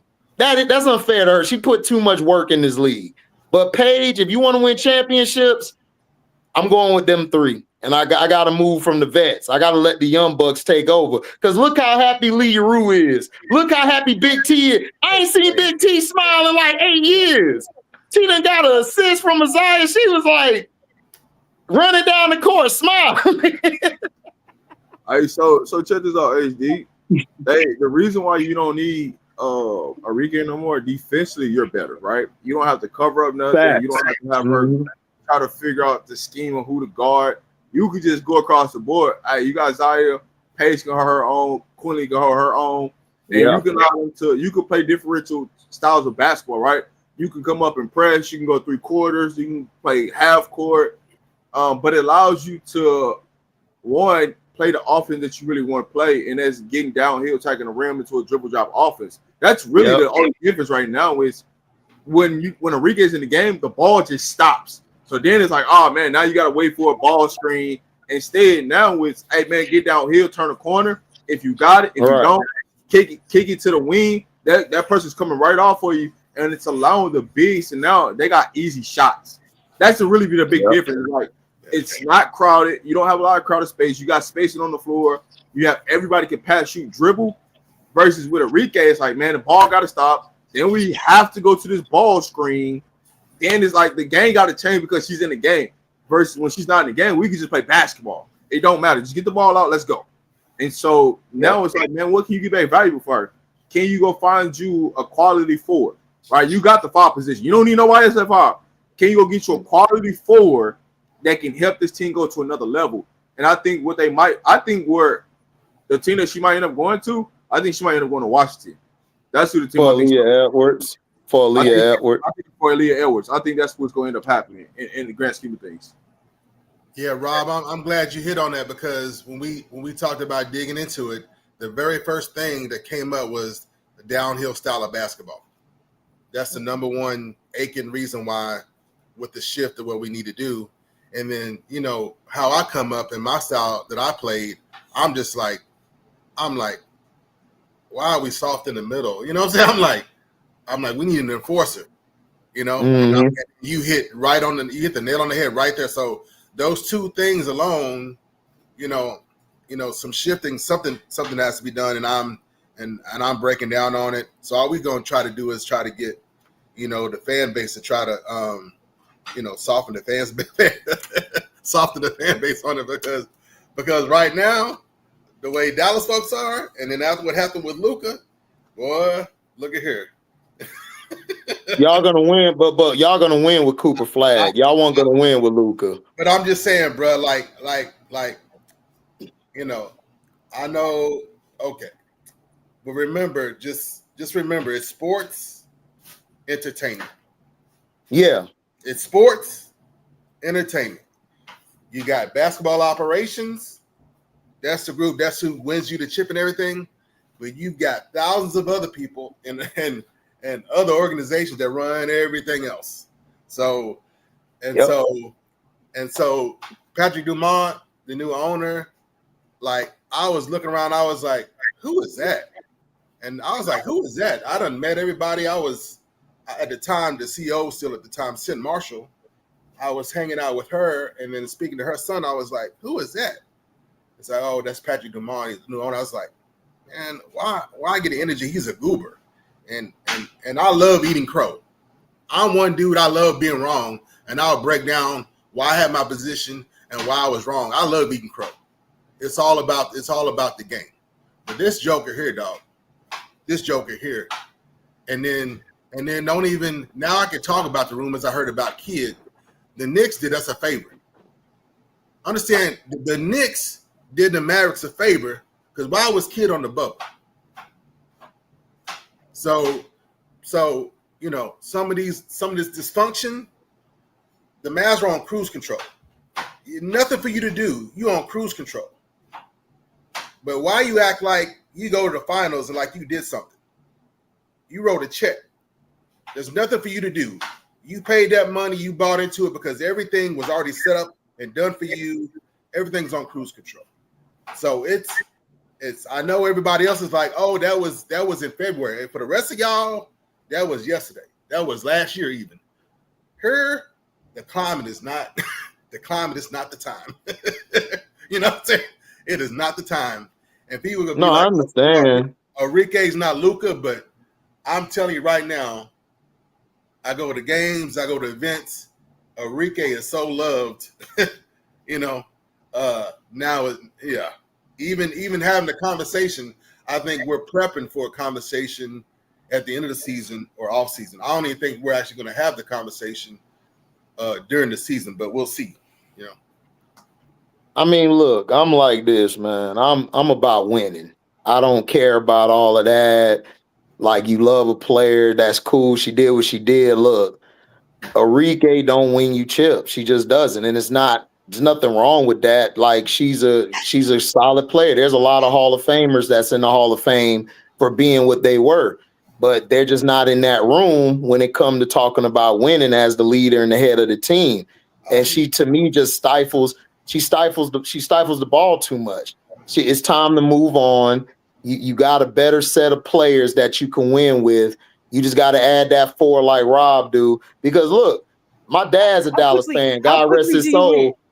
Like, Dallas Boys was my dad's favorite team, and they were about to cut your boy head off for letting Herschel go. You know what I'm saying? So, and then firing Tom Landry. Hey, but so, that's how quickly in history, though. I mean, how quickly can this core win? History, so, yeah.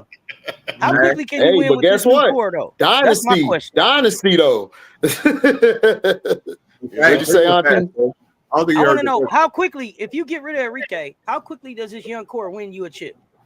It depends on what they bring back for Enrique. Yeah.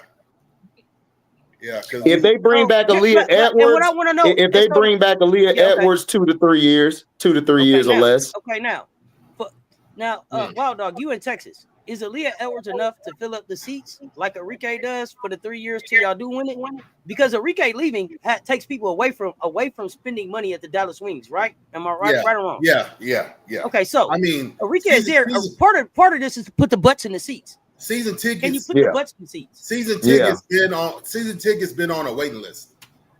And with Enrique there, why is it a waiting list? I'm like, because of Paige. I'm like, y'all ain't been listening to me. I've been inviting y'all to games. You ain't been, and so now, the talent is now finally, generational talent is finally coming up and things are hot, but it's like Enrique had it sold out. Even losing.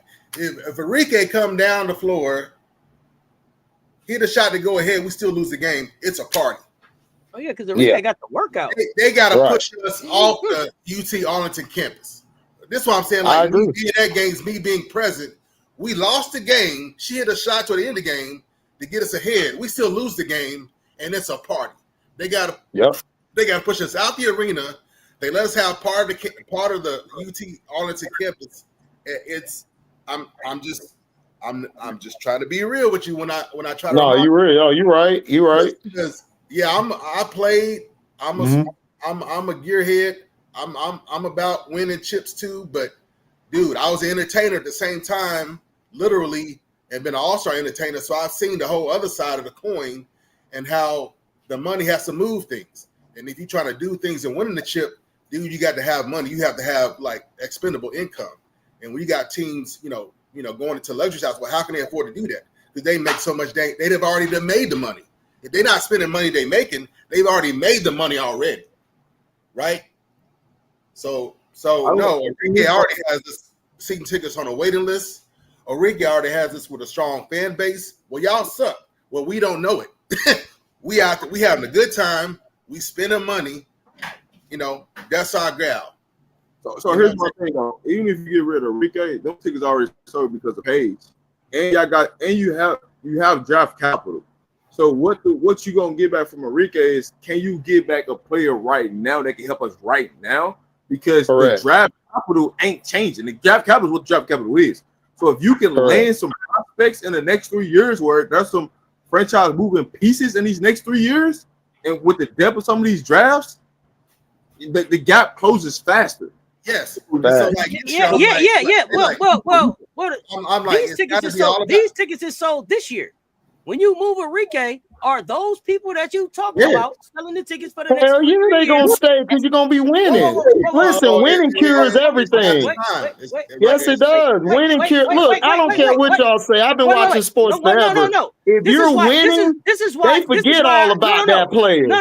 I'm telling you, they do. This is why I started my whole We had a conversation. funeral for Luka, dog. How long? We had a That's why I funeral for started the whole Luka. conversation. Oh with how my long gosh, was it gonna dog. take? Because your fan base only seen Dirk. Y'all only seen Dirk win, though. Hear me out. I Hold started on. off the conversation. Dirk walked out the building. How long was it gonna take Dirk for them walked to out the win? building and disappeared. Y'all Dirk all was in agreed. LA. Y'all all agreed What that you it was gonna talking take about? 3 years for them to win. Bro, So what I'm if you saying is- win championships, Hold on. Hey, all of that that's shit out the door, dog. Like y'all, like players don't stay around forever. Is it about winning or is it about just putting on a clown show? But HD, you're talking about when the chip is won. That's what I'm saying. You're right, You're still dog. talking to me. You're still talking to me about when the chip is won. Y'all told me that it was going to take 3 years Sure, it's to my get to money. the chip with this team. So what he said was, even after the tickets is sold, even after the game is over, we're still out here spending our money in this community on this team because we love her. We support Why her. do you think they brought in Isaiah James? Why do you think they brought in Quinterly? Why do you think they brought in Paige? They brought in players who could fill that entertainment role. No. What are we talking about? Here's what I'm talking about. Here's what I'm talking about. I'm talking about the work. This is the problem with sports. We fall in love with players too much. That's the problem. We do. What I'm talking about, bullshit. What I'm talking about is the work that Enrique brings to the arena. Is that a work? Is that work? That's taking that away from her, Auntie. But Auntie, when you start winning, what I'm talking about, all that's out the door. I'm not talking about when we start winning. What I'm talking about is a business person being willing to walk away from the money that they're making right now to try to build that back up in 3 years, just in case. After they've already built a brand here, it's hard for them to walk away from that. It's hard for me to walk away from that. I don't know that Isaiah James is going to bring. I don't know that they're bringing the same work. That's all I gotta say. That's all I gotta say. You can't say that people are going to fall in love with them like they fell in love with Enrique. How do you know? We don't, but that's what I'm saying. So that's what I'm saying. So you want to stick with Enrique for the next 5 years and lose, and then just have people come to the game? So we just love to celebrate losing. Okay, got you. I got you. No, I got y'all. That's not what I'm saying. No, you're trying to put words in my mouth instead of letting me finish my fucking mouth. That's what it sounds like. No, but let me finish talking, then you'll know what I'm talking about. What I'm talking about is the business person being able to make that move. I'm talking about a business person ain't in this about the fans' feelings. They don't give a fuck what your feelings are. What is my bottom line? That's what I'm talking about. So no, because what they're saying to you, what they're telling you right now is that they're willing to choose two birds in a hand right now, instead of waiting 3 years to see if people are going to buy into Aaliyah Edwards and them turning it into a chip. That's what I'm saying. The business person at Dallas is saying we're not willing to make that move right now. That's why they have it. That's what I'm saying. But Auntie, you brought in Paige. You brought in Paige, Quinterly, and Isaiah. That's what I'm saying. Like, they were prepared for this. Look, if you're not prepared, if you're going to get Paige with the first pick, you don't mean to tell me you're not prepared to move on from an Enrique? That don't make any sense to me. No, we're not ready yet. They didn't necessarily go to Paige with the intention that they thought they was going to have to move on from Enrique, is what I'm saying. Yeah. Their plan wasn't to move on from Enrique when they got Paige. They thought that they could make that work. Let me give you a recent example. Paige is here. Hey, I was there opening night. Every time Paige even took a breath, the whole place was lit up. Okay. But the Fever versus Wings game was at the American Airlines Center where the Dallas Mavericks and the Stars play. So, yeah, we got season ticket holders to the Mavericks too. So, that's why we up in the house. But I tell you not, right? I tell you not.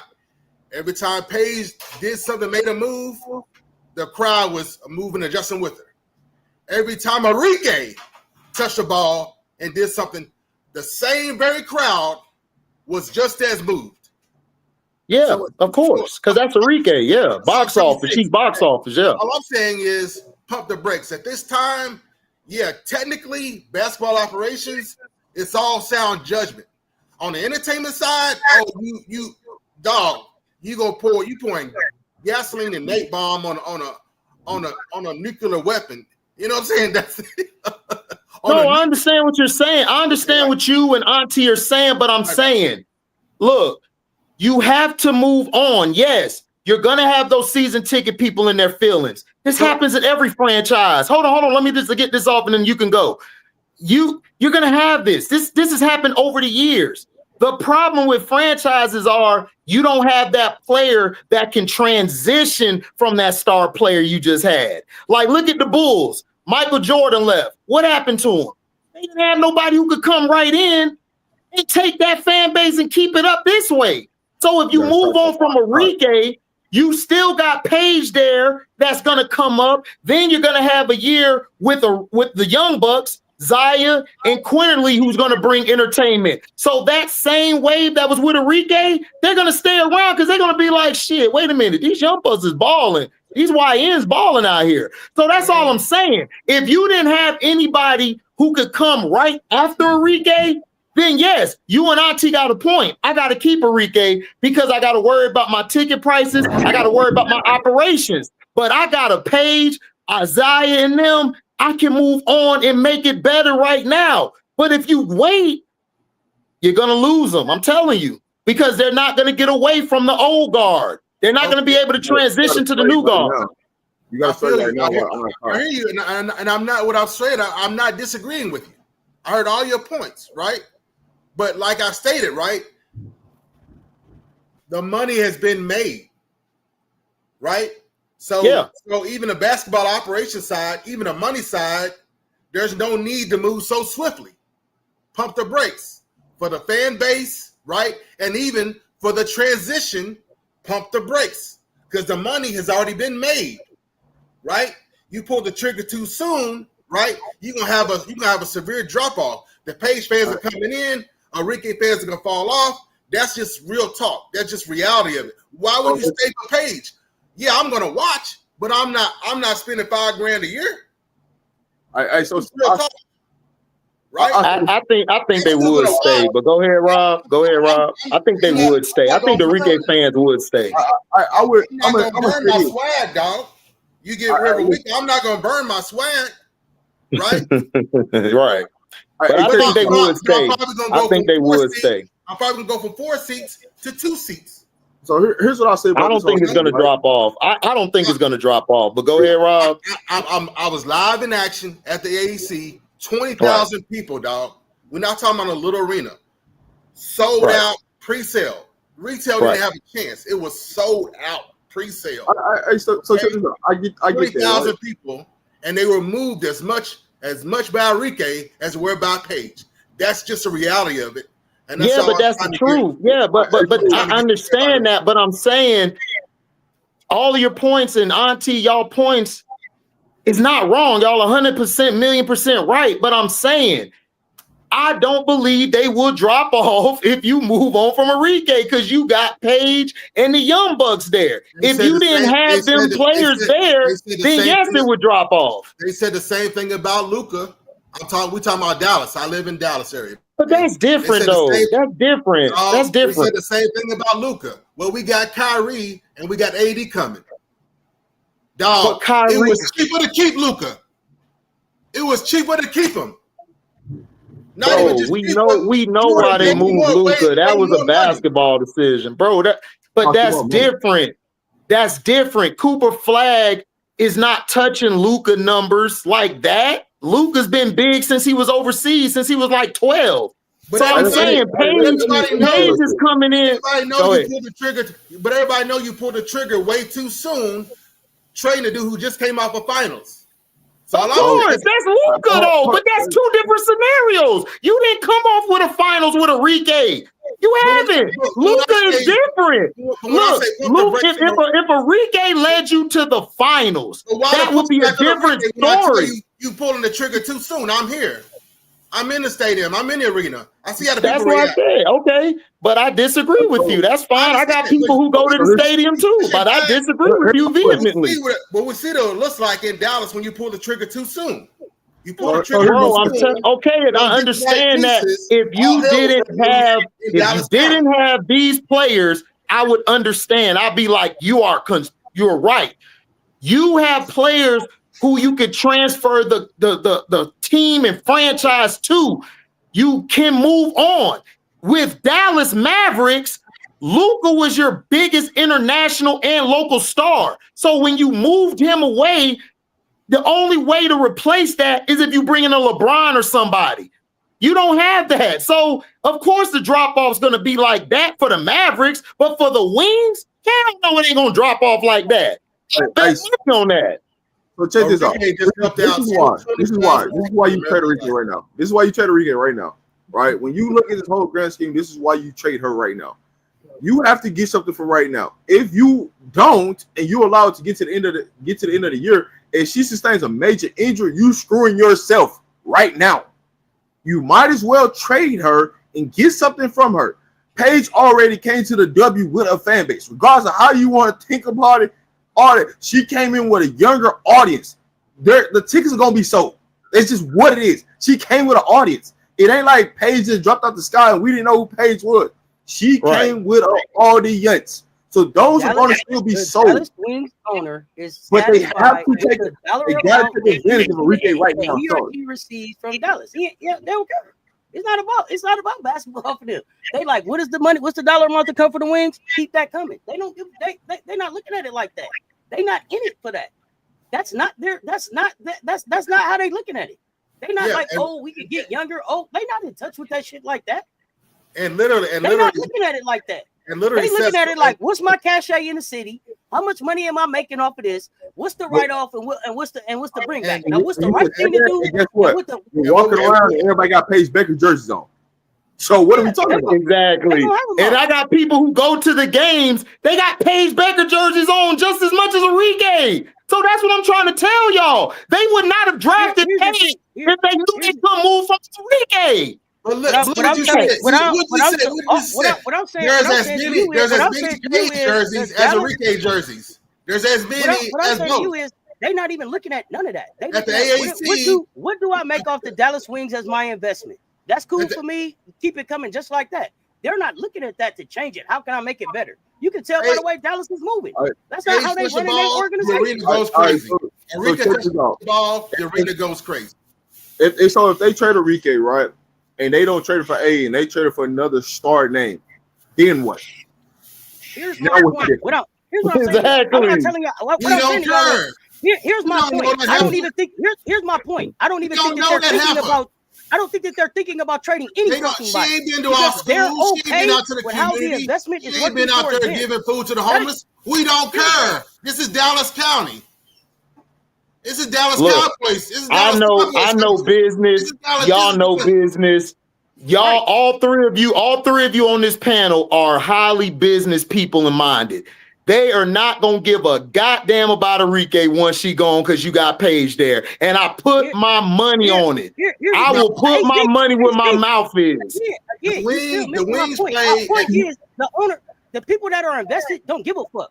They're not even looking at it like that. Auntie, they do give a fuck because you got Paige. No, you know how for real. They would not have sold out as big as they were if Paige didn't come. Let's stop playing, man. We over here playing. Fuck all that. I'm gonna tell you how I know they wasn't playing. Because they was one already sold out for Enrique. Check this out. The Dallas Wings were a couple games from the fucking finals, right? A couple games from the finals, and then they fell all the way the fuck off. What did they do different? Yeah. Not a fucking thing. You know why? Because he didn't give a fuck. The investment. Well, Satu was hurt to begin the year. Satu wasn't even there. If Satu would have been there, they would have had a better record.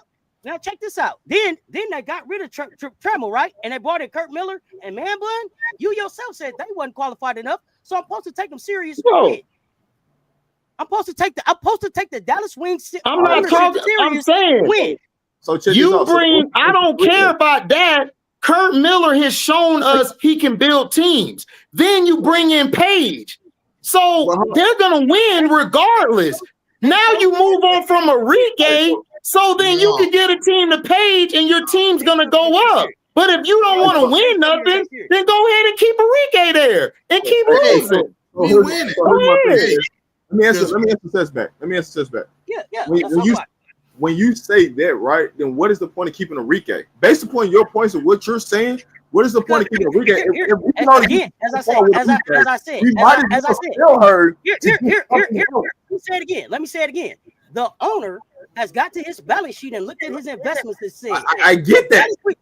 Here. So I don't have to think about that. Is it the number that I want? He might not even be thinking about Enrique or nothing. Why is the dollar amount what I need? Why move Enrique? It's gonna be a lot with Paige. They gonna make money with Paige. Hey, Rob. Here's the thing. It's too many times that we'd have sat up here and said that owners look at these fucking teams as just fucking write-offs, as just fucking losses. So what are we talking about now? They super invested now. Everybody's trying to get a profit now. Let's keep the main thing the main thing. Let's keep the narrative the narrative. And that's what I'm saying. Let's talk about it. That's what I'm saying. Enrique is get what you can. Okay, but I ain't worried about the owners. They sit on their ass all day with their misters. Listen, you have a GM. You have a GM. Hold on. You have a GM that could move this player. You can move Enrique.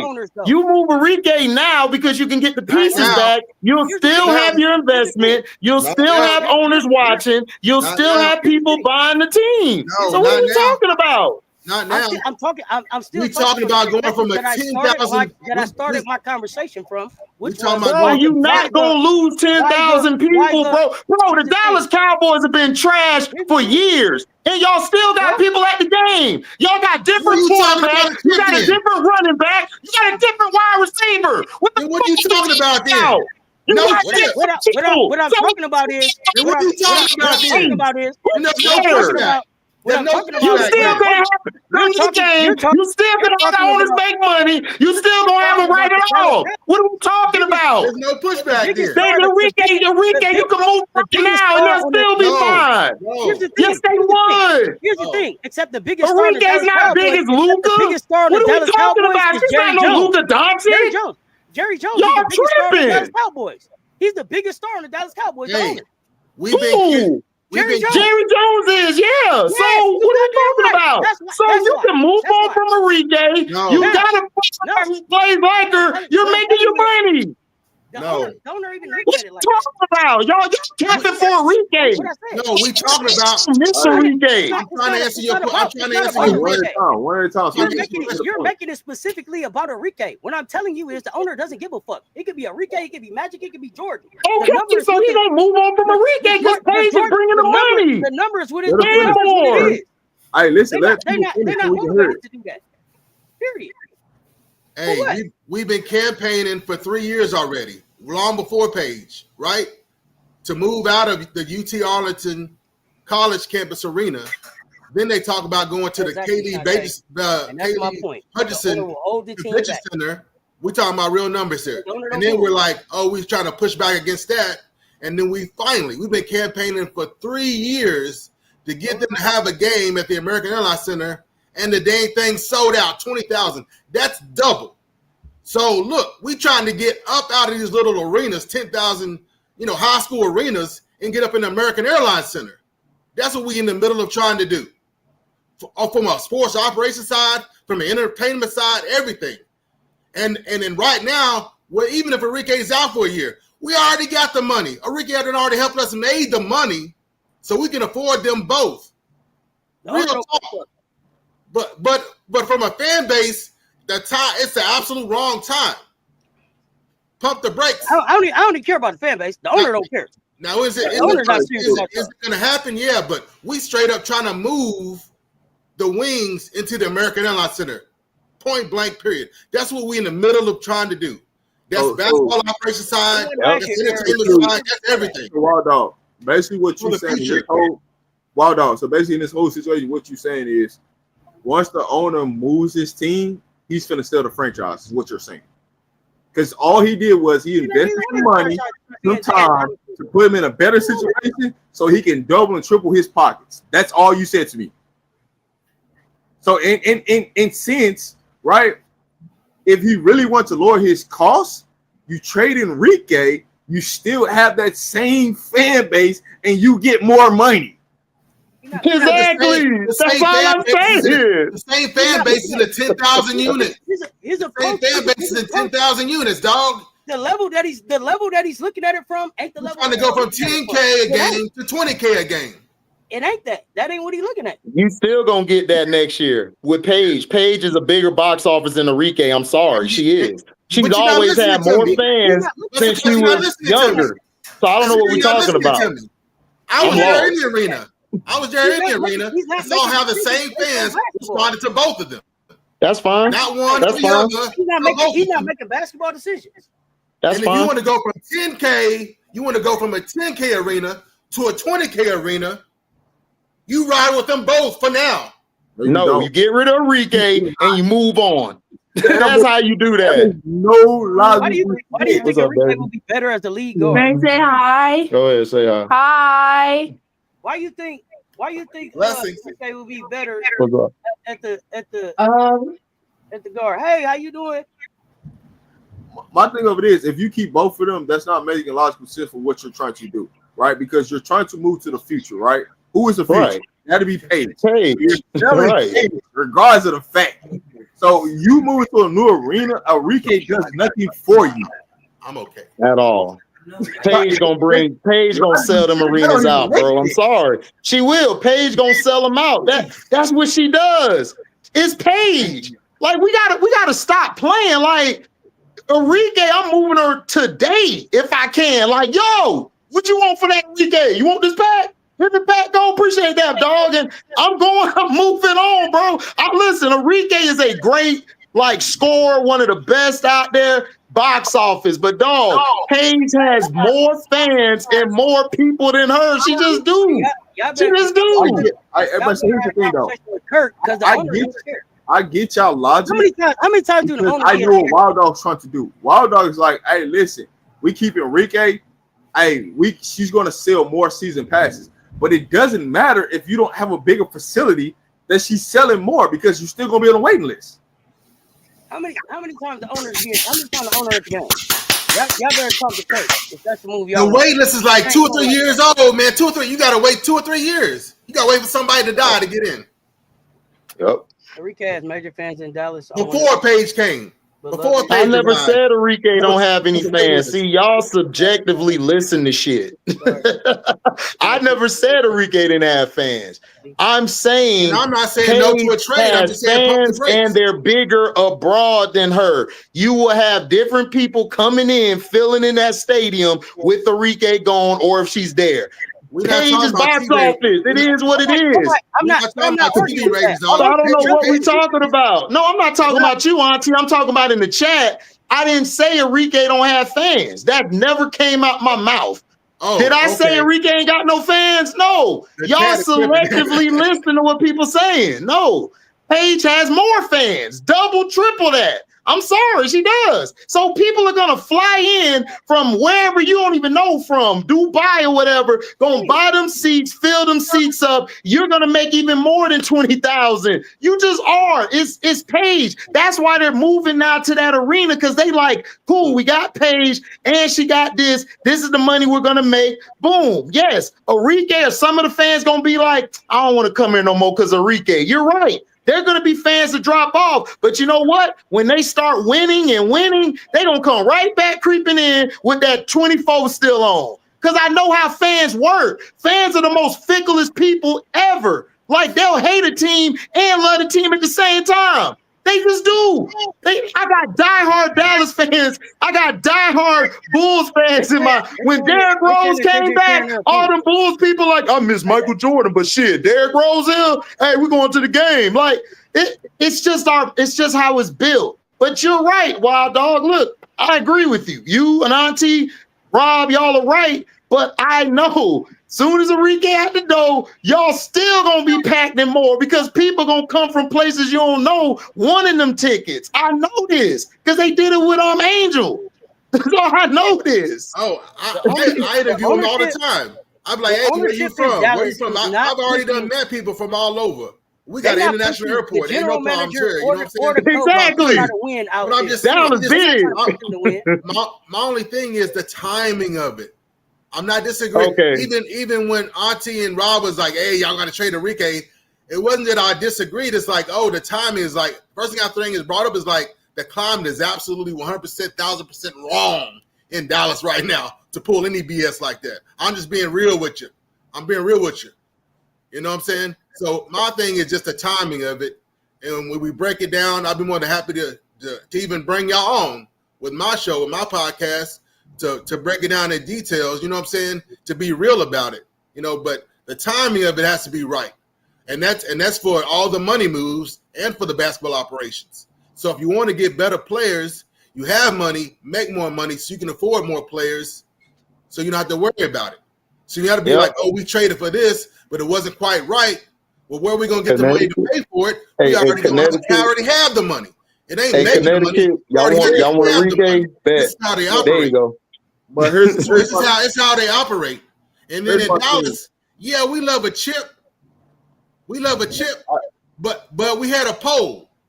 Would you rather lose a championship with our homegrown or win one with mercenaries? We a different culture here. We a different. Our community here is totally different. I'm just being real with you. I get that, but across the world, everybody consider about their fan base. At the end of the day, if you continue to hold on to Enrique and she's giving you no value, because at this point, Enrique is just a name. She's not really bringing you any basketball value. So you need to hold on to her. If you hold on too long, now you're losing the value of what you could get from her to improve the team, which is could bring you a more broader audience. Because think about it, one person can bring you so much, right? But if I can multiply that by 3 and I can get 3 different audience, I'm bringing myself more money. So me holding on to Enrique for too long could cost me in the future more. Hey, but Rob, you hit the nail on the head earlier when you said the draft capital is what it is. Did we in the lottery? So what's the rush? We going straight back into the lottery. Not necessarily though. So I don't know. You don't know if you go back into the lottery. Don't gaslight me, dog. Don't gaslight me. We headed straight back into the lottery. Not necessarily. You can't say I don't think so. Who's up on the board next year? Here's what I'll tell you. That's all I'm saying is pump the brakes. Here's what you saying. You know what? You know why that's not true? Because the WNBA dictates who gets what pick. So if they don't want you to have that pick, you're not gonna have it. I don't give a damn what your record is. You're not gonna have that pick. So you can't guarantee the lottery because it's based on the WNBA. The WNBA wanted Dallas to have the first pick. Yes. The WNBA thought it was best for Paige to be in Dallas to help them. Yes, that's why they sent her there. Yes, Dallas is a big market. This is why Dallas shit. The Wings ain't even gonna be there in 5 years. I don't think, and neither will Cooper Flag. They're on their way. We'll see. Yeah. Well, Dallas is the number 3 sports market, and we are the number 4 basketball market. Yeah, so far. But Luka got up out of there, and they gonna get. Y'all might keep y'all organization. They gonna get y'all stars up out of there. Hey, listen, and you see what the NBA did? Hey, you trade Luka, but we're gonna give you the first round pick. We're gonna give you the number 1 pick. Yeah. Exactly. Exactly. Gave him the first round pick, Rob. And guess what? Gave him the first round pick. Here you go. And guess what? How long y'all think before Cooper ain't in Dallas no more? That ain't got nothing. Cooper ain't staying in Dallas. Cooper ain't going nowhere. He's staying in Dallas. Y'all thought Luka was staying too. Watch. Paige gonna be there too. Watch. I'm telling you, they finna move that team. They finna move that team around Paige, and then that Dallas team, they stacking that team for Coop. They gonna be stacking that team for the next years. They got all these people coming back, and they're gonna get more people to come back. They're keeping Cooper there because they make money in Dallas. If they didn't make money in Dallas, Cooper wouldn't be there. Paige wouldn't be there. That's just facts. You know the crazy thing about it? Dallas have to work it out. They'll be out of there. But young blood, I'm gonna use your logic against you. Paige ain't Cooper Flag. Paige way better than Cooper Flag in her field than him. I was there. At the American Airlines Center, 20,000 people, dog. Right above our seats, Cooper Flag was in the suite. As soon as somebody got a whiff of him, the whole stadium stopped. Right, because that's Cooper Flag. You right in the middle of the game. Yeah, that's Flag. Whole stadium. So why you think they sent that number 1 to y'all? Real time, right? I'm just giving you real time. That's fine. So now, fine. Pump the brakes. Even I know Rob is a risk, but that's fine. Enrique needs to go. Right it's over. Enrique leave, you'll still be fine. Right now, we need Paige. We need Paige and Enrique. You don't need Enrique, bro. You're wasting your time with Enrique. Move Enrique, get some picks, get some players, and move on. That's your problem. Y'all like to hold on to shit for too long. We need to move out of his high school stadium. We need to move out of his high school stadium and move into the professional stadium. Y'all are. And then y'all gonna move Enrique. Y'all gonna move Enrique. Y'all gonna be winning next year, and y'all gonna be having people come to the game like Enrique. Who? Enrique who? They got Paige. No, Why listen don't to you me. think they moved? They got Paige, and they signed a contract for the convention center. I'm not lying to you. I'm telling you straight facts. We still campaigning. We in the middle of a campaign to get it moved to American Airlines Center, and Enrique is a part of that picture. Enrique is 100% a part of that picture, dog. We'll see. I don't want to be at the K. Bailey Hutchinson Center unless I'm going to a car show, man. We'll see. Hey, and look, I'm gonna tell you, because I don't give a damn. They'll be fine without her. So I'm gonna stand 10 toes down on how I feel. But you my dog, though. I rock with you. You my boy. But I believe Enrique out of the American Airlines airport or whatever, she out. Hey, and then we can reduce Enrique's minutes. She ain't gotta have all that wear and tear. She'll be all right. Make the money that you can. That's true. That's true too. Yeah. And then leaving Dallas soon.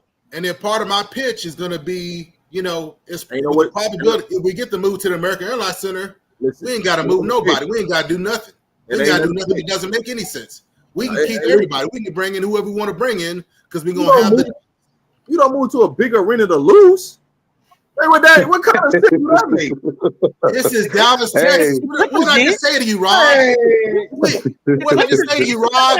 We lost. The Clippers in a brand new fucking arena, just losing. What are you talking about? We can lose by 30 points and we having a party. You're not listening to me. I know we basketball heads. Heads. Did the Clippers do it? I'm not disagreeing with you. Everybody like to hang. USA versus Brazil Everybody like to hang banners. Everybody had to bang banners. But this is Dallas, Texas. The only chip they care about is Dallas Cowboys. And losing. We're gonna have a party. We're gonna have a good time regardless. And losing. Y'all care about a lot of losing. Celebrating a lot of losing. You be like, what's wrong with these Dallas folks? We up there. Hey, y'all celebrating losing. That's the problem. I need another jersey. Hey, I'm being real with you. I know you're being real. Y'all care about is losing. I'm just saying we build different. Yeah, we like to hang a banner, right? But you know what we rolling with. We know who we down with. Satu got hurt. I'd rather you double my ticket prices and we do what we got to do and keep folks in the chat. We attached to that we in love with. How she just get hurt? The timing ain't right, dog. The timing is definitely not right. The goober at the Mavericks ruined that. The climb in Dallas is not right for any of that right now. You know what I'm saying? We all right? So I'm not disagreeing with y'all. I'm not disagreeing with my man Boogie Bob. All I'm saying is the timing has to be right. And then I'm also gonna have my numbers straight where it's like we don't have to do anything. We can afford to bring in whoever we need to bring in if we get into the American Airlines Center like we're supposed to. But it's not just the seats. She got hurt during practice. Tell me let us know that got built-in sponsorship. It's a whole nother game. It's a whole nother level. You know what I'm saying? So but you gotta pay the players. You gotta pay to play, baby. You want a chip? We can buy a chip. We can buy a chip if we do it right. We can buy a chip if we do it right. Then it's all good. You can't buy a chip these days. No, you cannot. You say you can't buy a chip these days. I think that's that Texas in you right there, because y'all been buying too much into the wrong product, and that's why y'all ain't one of those. Right.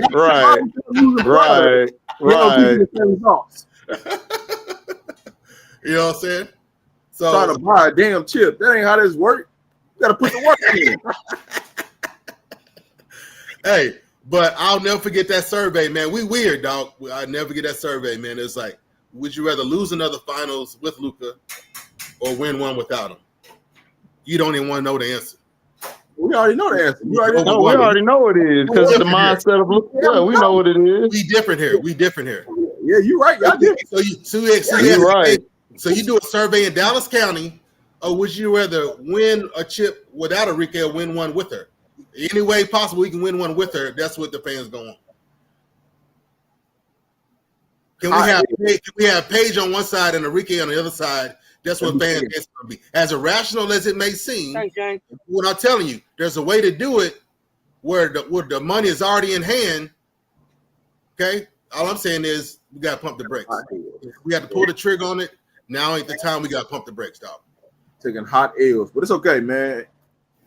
It's okay. Just pump the brakes. It may get done. It might not have a choice to get who we need in the right situation. Might not have a choice with making some move like that. But they know the time in Dallas County is the absolute. Hey, Kurt Miller, if you're watching this, make sure you keep Enrique on the sideline. Do your thing. I'm just saying, like, that's up to you, Kurt. Like, look, tell your mans or whatever y'all like. Keep Enrique on the end of the bench. Hey, the minutes are already shifting. Quiet, right. I'm trying to we don't need no riots over here. We don't need people walking, protesting in the streets. Like, the minutes are already shifting, dog. No. Just send them to my page to protest so y'all can get away with it. I'll take the shots. Y'all will be all right. They hate me every day, so it's whatever. You want Enrique to be Sue Bird at the Olympics? Just riding the bench. Don't put no. Ride the bench. Don't come off the bench. Just sit down. You out there? Hey, Rob. Doing the new handshake, doing the new dance. That's it. Just sit down. That's it. Sit down. In the chat, real quick. If the Anissa fans is there, I need to know how is she looking out here as a four? Let me know today. How she looking out here? I want to know. Come on, Cess. Why you do that now? Why you do that now? Because they've been talking, so I want to know. Dejanay gone too. What you talking about?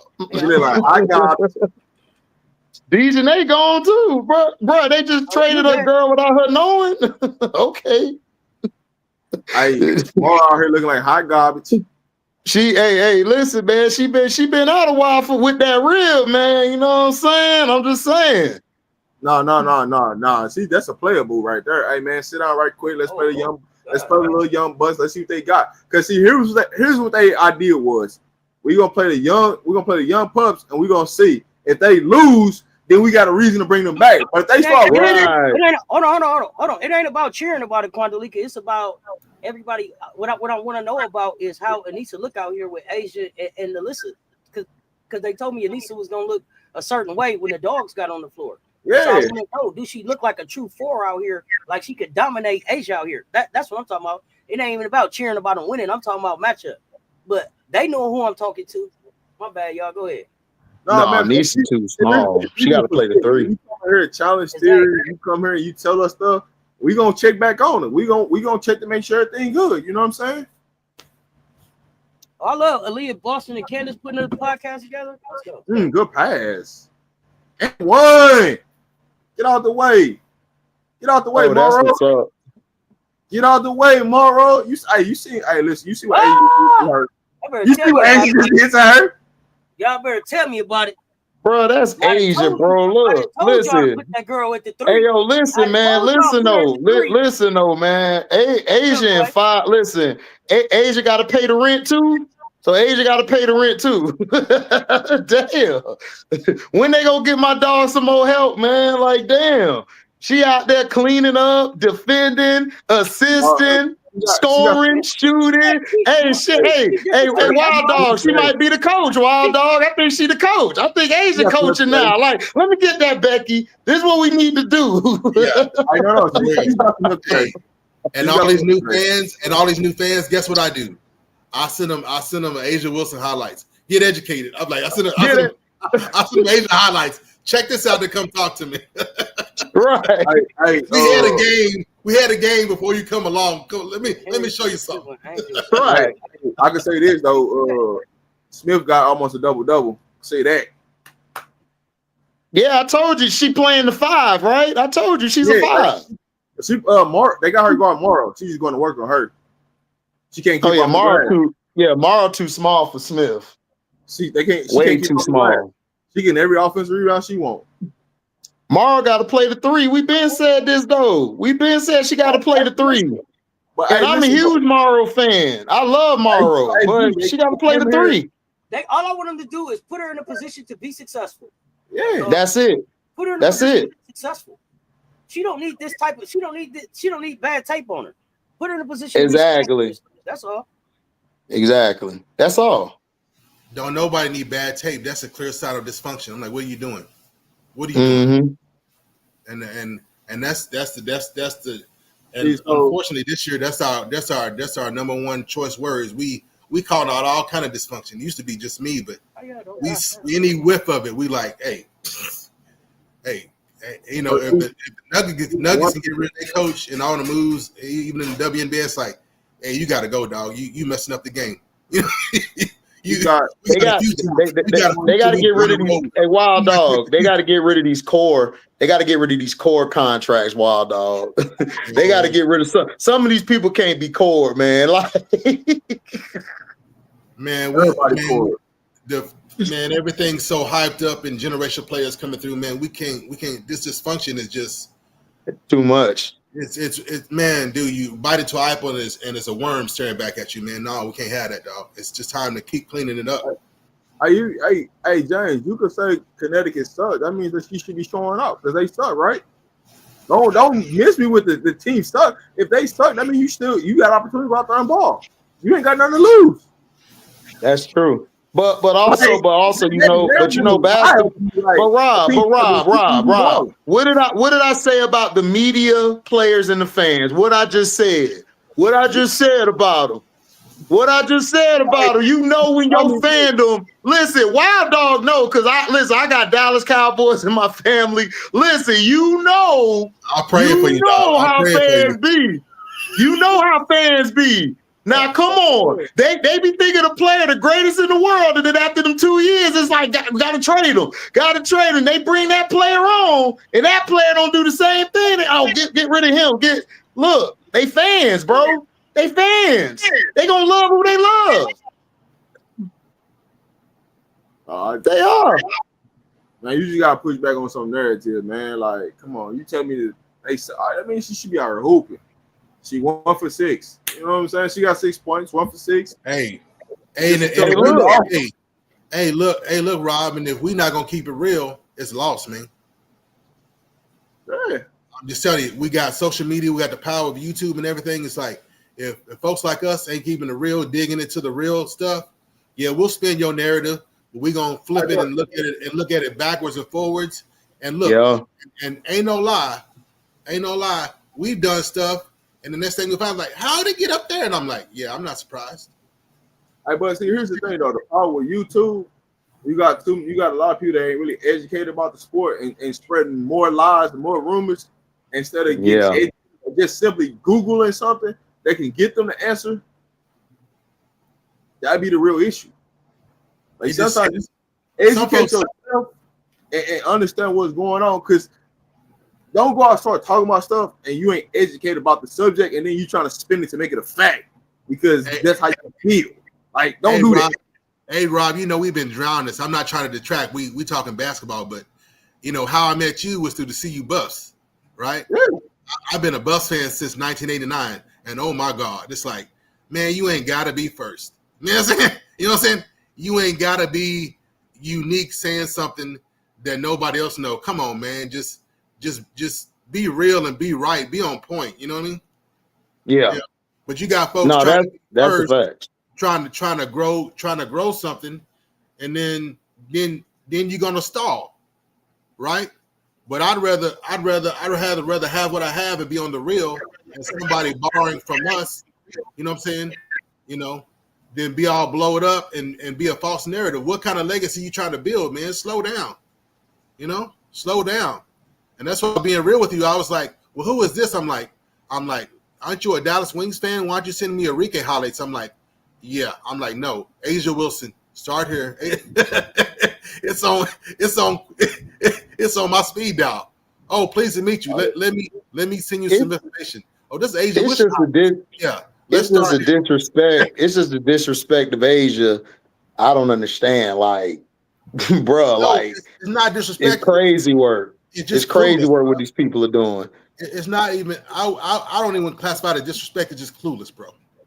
It's clueless. It's clueless, but it's also disrespect in there of how they're putting all these players over her, and none of these players played that long yet. And they're even if they did play as long as her, some of their resumes right now ain't even touching her first, like it ain't even touching the first floor of her resume. Her resume go up to the 20th floor. Theirs is like still between 2 or 3. Like that's their resume of work and they body of work. So it's like we gotta calm down. Like, listen, that's still Asia. Like, Asia saved y'all from Unrivaled last year. If she would have came to Unrivaled, y'all would have literally been like, oh yeah, this is the Michael Jordan walking in with that suit, take them suits off, got the pants, got the extra Jordans, man. Listen, hey, look, y'all don't want her to pull up now in the whip, Bam driving. And then she get out the car like, all right, I'll be back, honey.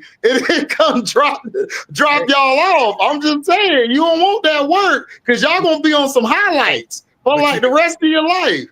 But you got to put it out there. You got to show the work. You got to call the work. You know what I'm saying? Because it'd be like, oh, who is this? Who is that? I'd be like, I'm glad folks ask me more questions at the games. I know, right? Like last year, man, I don't know how many times, or even the last few years. I get to meet people. Where are you from? Or where this and that. It's like, oh, like you were saying, right? Oh, we come up from Houston for the game, or we come in from Oklahoma. Well, we're in from Germany. This and this. Yeah, we're in from Slovenia. You know what I'm saying? So we NBA because of Luka. Now we come in the summer, right? And now we come into the Wings game, and I'm like, oh, so I can't tell you how many foreigners, people out of state that I walk down to the court to meet Cheryl Swoops, and they be like, "Oh man, I love Cheryl Swoops." Like, who is this? And I'd be like, "Look, let's get over here and meet. Let's go over here and meet one of my favorite Cheryls, and then we can have a conversation." I'm still pissed off with Kenyon Martin how he treated her on that show. All the bros, man, we was like something. My brother called me, was like, "Did you see this bitch ass nigga?" I said, who? This nigga here disrespected Cheryl, dog. He lucky I ain't there, because I'd have walked right up on his punk ass, dog. My brother crazy. He tall as shit, crazy, because he watched Cheryl coming up like I did, because that's what made me fall in love with women's sports, was Cheryl Swoops, and then Don Staley with the MC Light dude. I wanted her after that, as I had a crush on her. But anyway, that's another story. So Cheryl Swoops was balling. So he been in love ever since. He like, that's his chocolate drop. He saw Kenyon Martin going in. He was like, man, I'm about to pull up. Where they at? I said, bro, you not finna go mess yourself up. Man, I don't like how they talk to her, man, like she don't know ball. Like, dude, she one of the greatest, not the greatest to play, man. Hell wrong with these dudes. Like, I just said, look, they ignorant over there, man. You know how they are. They ignorant. They don't know what they do. Cheryl would be busy, doing broadcast. She'd be in the area, but I know, like, we go to Texas Legends games, and I was like, of course, I've known Nancy Lieberman a bit already before, and I was like, what you doing over here? What you doing? It's like, oh, this is something. Like, why aren't you busy? I'd be like, yeah. I was like, game time. It's like, you don't have time for this. He's like, dog, what are you talking about? I was like, come with me. And all I did was walk her from suite to suite, right up there in Frisco. And I was like, this is Nancy Lieberman, and just giving her resume, just a bit of her resume, talking to even just Team USA, okay? And I'm like, look, this, blah, blah. And then it's like, oh. And then after that, right, come to games, Nancy wasn't doing nothing but kissing babies and taking pictures. And I'm like, how did you not know or realize? How did you not care, right? But it took me coming through, be like, come on, Nancy, let me give you your flowers, and let me, And then Spud was like, yo, I got it. And I'm like, yeah, y'all need to have it coordinated, where people can request her to come through. You know what I'm saying? She deserves her flowers. I like Nancy. To be over sitting somewhere, you know what I'm saying? Yeah. Nancy's great. Like, Nancy, one of the best ballers to touch the ball. Nancy problem is she goes along with that agenda too much. And certain people don't really like that. They be like, all right, like she'll give like like she'll go along with like the whole CC thing, like with Cheryl Swoops, like when she kind of went at Cheryl saying, "Oh, we're not friends." No, a lot of ball players behind closed doors didn't like what Nancy did to Cheryl. They didn't really like that. They felt like Nancy was trying to, how do you say, tried to little girl her like, you ain't this and that. And people are looking like, dude, like Cheryl's one of the ambassadors. Like she's like not of just WNBA, women's like sports. So they didn't, I don't think a lot of people really like that, how Lieberman was acting. So that's why a lot of people don't appreciate Lieberman like they should. Like I agree with you, she need her flowers. She needs to get the praise, but sometimes she makes it hard for you to praise her because of certain things she does. That's all. But then, she cool. Yeah. But even then, having been a baller, old school, I'm like, I wouldn't expect anything different. You know? Yeah. Fact. I agree. Hey. I know how Lieberman is, so I don't care. I'm like, shoot, bring her the flowers. Like, look, I'm like this, wild dog. If I know who you are, you gonna know who I am. I'm not finna. Tomorrow I ain't finna be nothing different. Like my babies come here, I just showed on here. They know I'm gonna be who I am. They know I'm gonna talk shit. I'm gonna be like, yo, where my homework at? They know I'm gonna be in their face. Even after I worked 11-hour shift, I still got that energy and mode. They know I don't play that. And I jack both of them up like, yo, what's this? Oh, no, we did. All right, I ain't gonna change. I'm gonna be me at the end of the day. You ain't finna get nothing changed or nothing. Hey. It's gonna be me. This is why I told Rob and Auntie, look, this is me. Every day, like this is all you gonna get. You ain't finna have a day where I come in, I'm different. My whole bank account could have been low today. You still gonna get this me because that's just who I am. Right. So I know how Lieberman is. So that don't bother me what Lieberman does because I know that's Lieberman. But a lot of other people, you know how they are. They like already like they don't like when you say how you feel. They don't like that. They can't handle that energy. But like I said, once I did that, it was all good. So she had an escort. Every game after that we went to, I saw that she had an escort. And Spreadwell was like, I'll see to it. You know what I'm saying? Right. Man, people don't know. You got to educate them. And even they might scratch their head and be like, they remember her from 50 years ago. You know what I'm saying? Right. In their mind, they remember you at your peak. Right. Like, is that Michael Jordan? Yeah, he looks old. It's like, dude, man, when he was at his peak, it's like, come on, dog. That was Mike. It's like, but you know what I'm saying? When you're a fan in your mind and you watch the highlights, your mind is trapped there. In reality, you understand this. And it's like, and even though someone knows Cheryl Swoops, they might not recognize her. You know what I'm saying? You know, in their mind, they still thinking Houston Comets, Cheryl Swoops. You know what I'm saying? You know? And so it's like, hey, let me come, y'all from out of state, y'all from out of the country. Let me risk my press credentials and let me get you down here. You know what I'm saying? But I'm educated. But that's what pissed me off. That's what pissed me off. Like, that's why I'm encouraging you and Rob and Cess. You gotta keep it real and educate. Because everybody, because they still mad. They still mad about what she said about CC translating to the league. And I'm like, she said the same thing about Angel. So what is the uproar about? Like, I don't get it. It's like she has the right to, like with Candace Parker. I'm like, Candace Parker gonna like who she like, even if she don't tell you she like you. It is what she earned that. She's a GOAT, or she's like the greatest woman we've seen play. So that's just who they are. Like they look at everybody like this because they've been on that echelon so long, and they don't have a mind where it's like, I gotta think of how you think. They're not on that level you or me are on. They're on a whole nother plane. And people don't understand that. And look, we had to spend half a show one time just talking about welcome to the rookie moments. Right. Because it's like, look, you professional, basketball is a contact sport. You know what I'm saying? Yeah. It's not a combat sport, but it's a contact sport. Okay. Correct. So that's why I'm surprised when someone has a no contact injury. It's a surprise because it's a contact sport. Let's get real with it. We had to host. We had to move our run sheet and have a half the show over welcome to the rookie moments. Yeah. This person said all your favorite players, male or female, this was they welcome to the WNBA moment. This is a welcome to the NBA moment, and this is what it is. So Angel Reese, rookie. CC rookies. What's up, Rook? All right. Yeah. You know, Kobe Bryant. What's up, Rook? How the ribs? Taste the ribs. Mm-hmm. Sauce in the rib. Yep. That was Kobe's thing. It's like, so what are we talking about? You know what I'm saying? Yeah. Now, when we move on for the rookie year, okay, we get there. We can move on from that.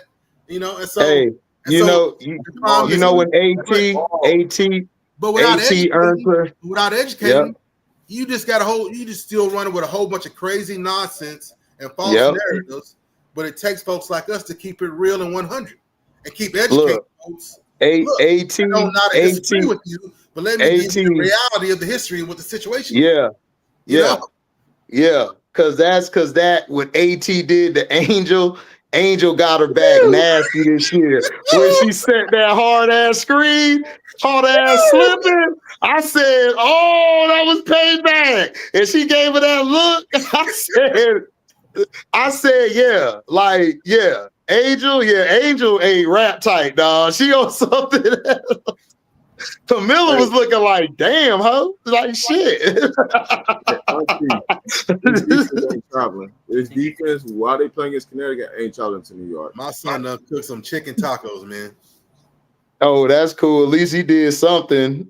Mine don't cook. But I let y'all know in the chat that we was cooking in dinner time. But what you say? I couldn't miss y'all again. You say this defense ain't showing up? Hell, what? Hey, they need to fire the defensive coordinator right now. The dude that they got running this defense, they need to fire him right now. But it ain't no John Quill. Listen what I'm telling you. Hey, when is the last time you see somebody play a zone defense and keep getting broke down because they ain't properly rotating? They switching instead of rotating in the zone. So let me ask you this: so you need so what do you think needs to be done? Do you think Becky needs to have that talk? Like, look, man, I'm not letting Becky off the hook, man. Becky keep letting this bullshit slide. She living off her laurels, dog. She just is. I dropped the video called Becky, Where's the Help? So I ain't letting Becky off. Hey, Auntie, say that shit again, Auntie. I dropped the video called Becky, Where's the Help? Look, it got they stats up and it got Asia's stats up. Asia having an MVP year. I saw that shit. I almost crashed the car when you made that video. Where's the help? Hey, the ball go to the corner, right? You got the opposite guard from the opposite side of the floor chasing to the strong side of the floor, but you in the 2-3 zone. There's a guard, and then the guard that's on that side where the ball is dropping to the middle of the paint, and the other guard has to run all the way across to cover her person.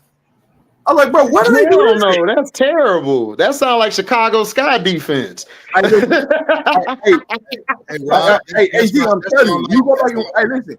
Go back and watch when we just play zone defense. You like, dog, who's teaching this? Like, who told y'all to do this? Somebody come across your face, there's no tag, right? Somebody cross your face, what do? You tag.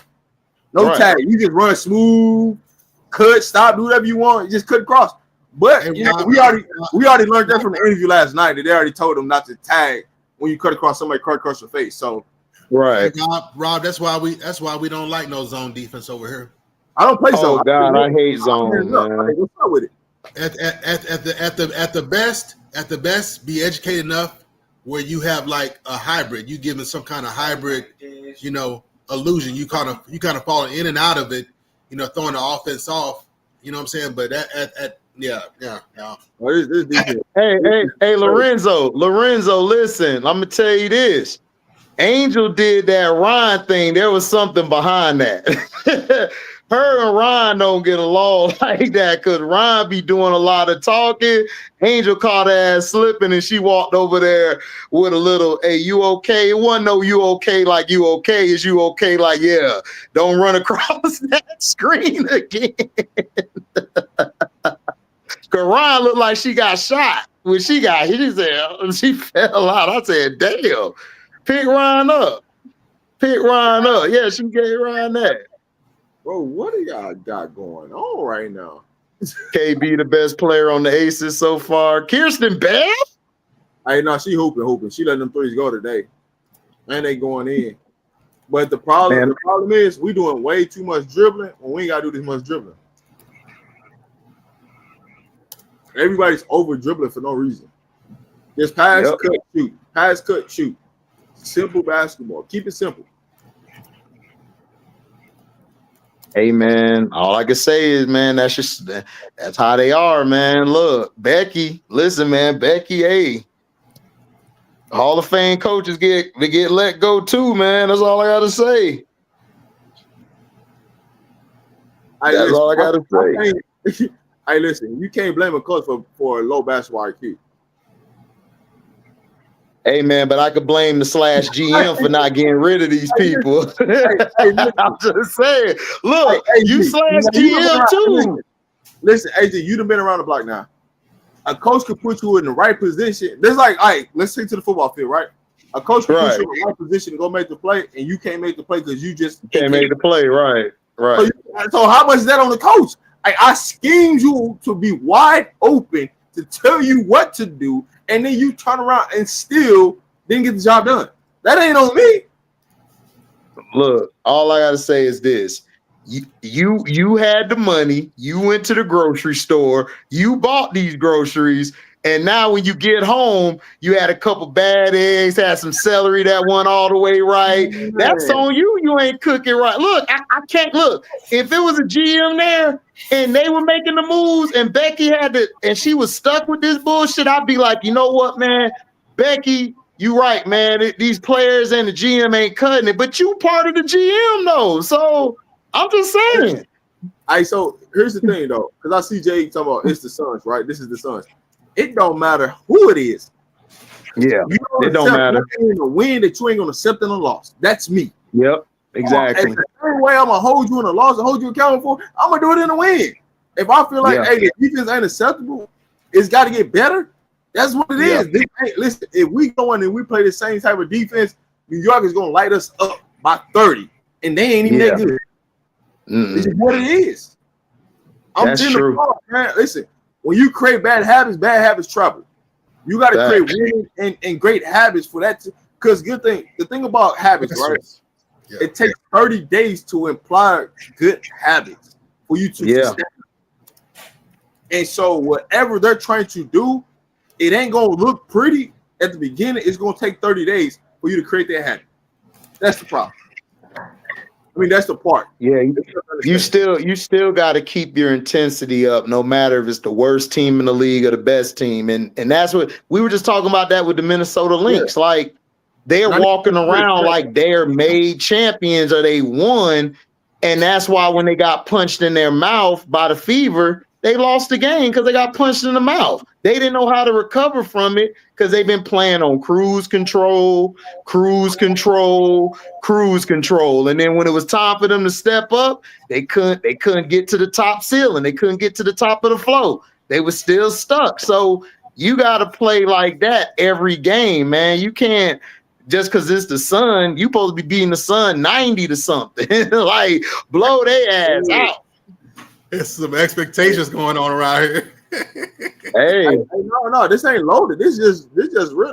Listen, I look at it in the lens of like, man, what makes sense? What can we do to improve? And it's the small things for me. It ain't the big thing. It's the small things, the detailed things, right?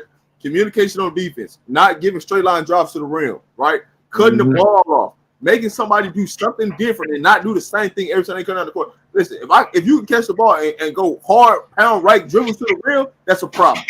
That's a problem defensively that we have to fix because you should not be allowed to catch a ball and take 3-pound dribbles to the rim. That shouldn't happen ever.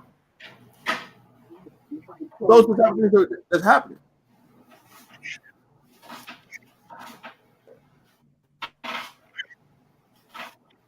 Man, you got 5 fouls to give, so I can think about it on that, man. Hey, man, I mean, I know just how I came up. I mean, don't take anything wrong when I laugh or when I'm smiling, but I love the game. I get serious, you know what I'm saying? At the same time, it's like, you know, sometimes you got to laugh to keep from crying, you know what I mean? No, I don't take none serious, bro. It be people on YouTube being their feelings. They think I care. I leave the stream and I go live my life. I got a life outside of here, so I don't. Nothing bother me. You good? I'm the same way. Hey, and I love Rob and Ray. Rob,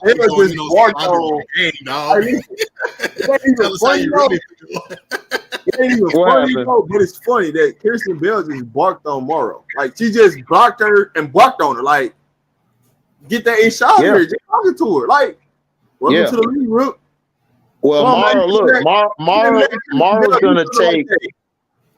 But Morrow's going to take, from what I've seen, because I watch every game of hers, she's going to take it's going to be about 3 years before she's really acclimated. That's why I want her to work with somebody like Naz Hillman, because Naz is a combination of I can play the 3 or I can play the 4, but I can move. Slow down for me. Sometimes you need to slow down. Say it again. How many years is your opinion? I said 2 to 3. Now put it all together again, because remember, if you will, remember you're educating folks. Now basketball heads in here, but yeah. Put it all together. Slow it down for folks so they can really let that job. Okay. My fault. Anissa Morrow played 4. In college, you don't have a lot of big 4s or 5s. You'll probably play 1 or 2 teams like that. She has to learn how to stretch the floor from the 3, and she's going to have to learn how to guard 3s, because her size is not going to allow her to get a double-double every night. And she's not going to last long in this league, because, see, what people don't understand, that takes a toll on your body, like battling. And when you don't have that, you don't have that physique or that build, you'll be out the league in 3 to 5 years. If that, it might be 3, depending on her, if she don't change the way she plays. She's going to have to learn how to shoot. And that's what Rob was saying. That's all he was saying. Rob I love Anissa Morrow. He like Anissa Morrow. Who don't like a player who plays hard? But if you're on a team that's bad and you're not showing something at that 4, that 5, you're going to have to move outside. So I want her to learn from a Naz Hillman, because Naz learned how to play outside. Because remember, Naz was always playing in the post at Michigan. She would always play down there battling. So she had to learn how to get her range together, and that's the reason why she's probably up for 6th Woman of the Year this year, because she learned how to transition. Here's my biggest thing with the whole Connecticut. One, she got dropped to the wrong team, so let's start there, right? That's true. That is true. That does work. Yeah. If you already know that you're gonna have a losing season, you might as well just play her at the 3 and play a bigger lineup. So now she has a half a season, a third of the season of being at that. And when she goes to the off season, she knows exactly what she needs to work on. Instead of people allowing her to put bad tape out there at the 4, and people just allow her to play the 3. That's it, and be done with it. I agree, and I think she'll be solid at the 3. Like, I've seen her guard some 3s. She guards them better than she do the 4s and the 5s. She's just too small. Like, she's not going to be able to battle with an Angel, a Kiki, and them every night at Asia, and it's showing. And that's all Auntie was saying. You were saying. I was saying. We love Anissa, but dog, you got to play the 3. You can't play in the post. You can't. But here's the thing.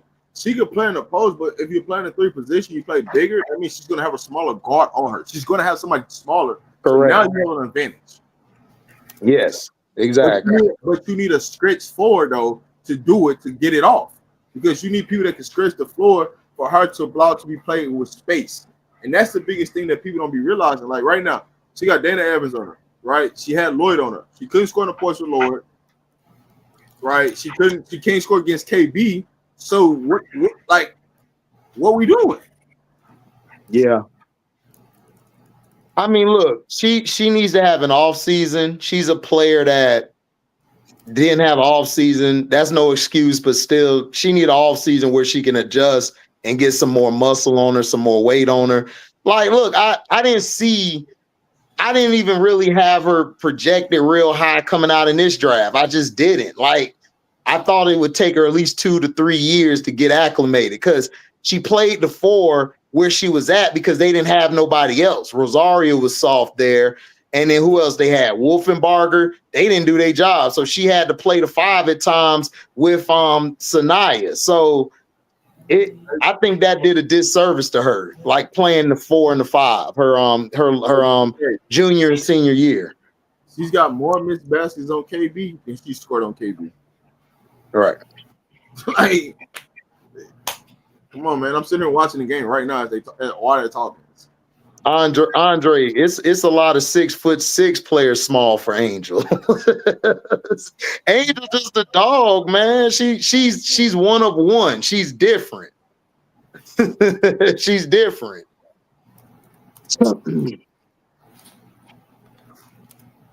How you feel about the defense, Cess? How you feel about the defense? I seen a lot of like, this ain't gonna work. I'm not impressed with the game. I mean, we were supposed to beat Connecticut, but again, like I need to see it against. Like I said, show up in New York. I don't have no opinion. Like it looked good now. It looked good now, but you playing against. And I ain't even gonna say the Connecticut is a trash team. I ain't gonna say that. I'm not gonna say the Connecticut is a trash team because when Mabry's hitting her shot, when Tina Charles is out there, when JC Sheldon is shooting, they're scrapping.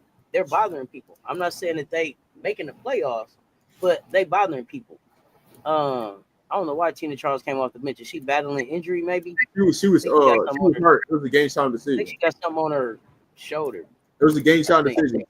She was her shoulders, so she just ended up playing at the last minute to get them on extra body. Like to get it out run. So, they're a young team. I don't think that they took I think they kind of took the season to kind of figure out who they are. But I expect Connecticut to look real different next year. But I'm not impressed with. I'm not walking away from this like, yo, we so back. I'm not walking away from this like, yep, Becky fixed it. I'm not walking away with none of that. I'm walking away like, okay, I see y'all on Tuesday. I got more questions. I got answers right now from this game.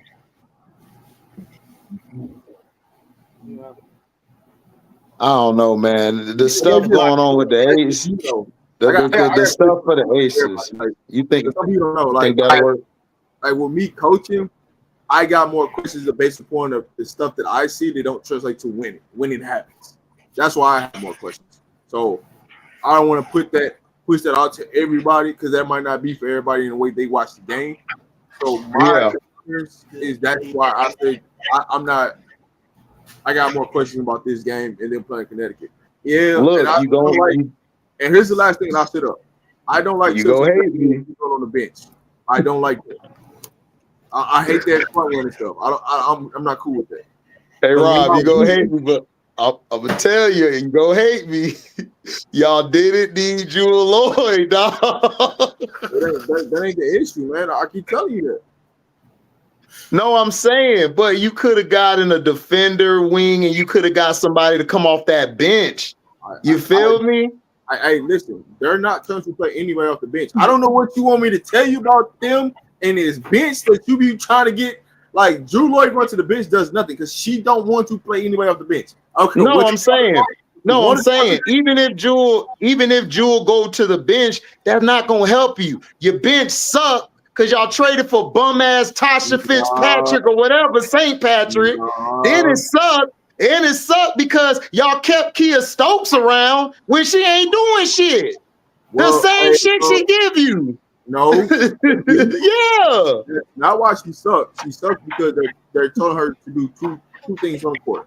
That is play defense and rebound. Don't do anything else outside that realm. So she don't do shit. No. What she's asked to do from the Aces organization, she is doing it to a T. Now, it might not be doing what to a T. Doing what to a T. Man, you better stop playing, man. That girl Kia Stokes is like this. Hey, y'all want some of this Kia Stokes? I got you here. Here you go. Cool, but Here you're you not. go. Here's the thing, Here, though. man. Island.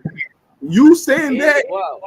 I know what I would do, but what I'm telling you, what the organization is telling them to do, to play defense and rebound. That's the only thing you do. If you shoot the ball, you're coming out. That, well. That's why they traded for Alyssa Smith. Because she not doing that. Come on, man. Come on, man. Look, listen, I'm like this, Becky. It was good knowing you. The rest of the organization, the people that was there, good knowing you. You got to go. We're going to bring in some new eyes and some new heads. Like, yo, we need to bring in some better talent, the GM. Because this is terrible. The team construction is terrible, dog. It's Asia or bust again. It's not fair. They rely on 3 people and everybody Okay, else. here's the thing. All right, I wasn't gonna say that, but since you keep on talking about the Aces, here we go. Here's the hot take. Here's the problem with the Aces right here. Here's why none of this shit gets fixed. Because Becky came in and she didn't know shit about Vegas. She didn't know shit about the WNBA. She didn't know shit about any of that. So you know what Becky did? She hung out with her team. And you know what happened? Now Becky is best friends with her team. And so now when it's time to call them on a goddamn carpet and hold them accountable, she can't. You know why? Because we done drank together, we done prayed together, and we done popped champagne together. That's why. So now she can't because I know every fucking thing you do because we're friends. So Becky has to go. I don't know if her. When people tell me that somebody's offense is too complicated, I don't understand. See ball, make ball, see ball, shoot ball, make ball. God damn it, that's basketball. See ball, shoot ball, make ball. The shit doesn't get complicated. Don't get what are you gonna do? Like we just had this conversation. You gonna screen, you gonna pin down, you gonna dribble hand off, you gonna press somebody, you gonna run a zone, you gonna one-on-one. Come on, stop it.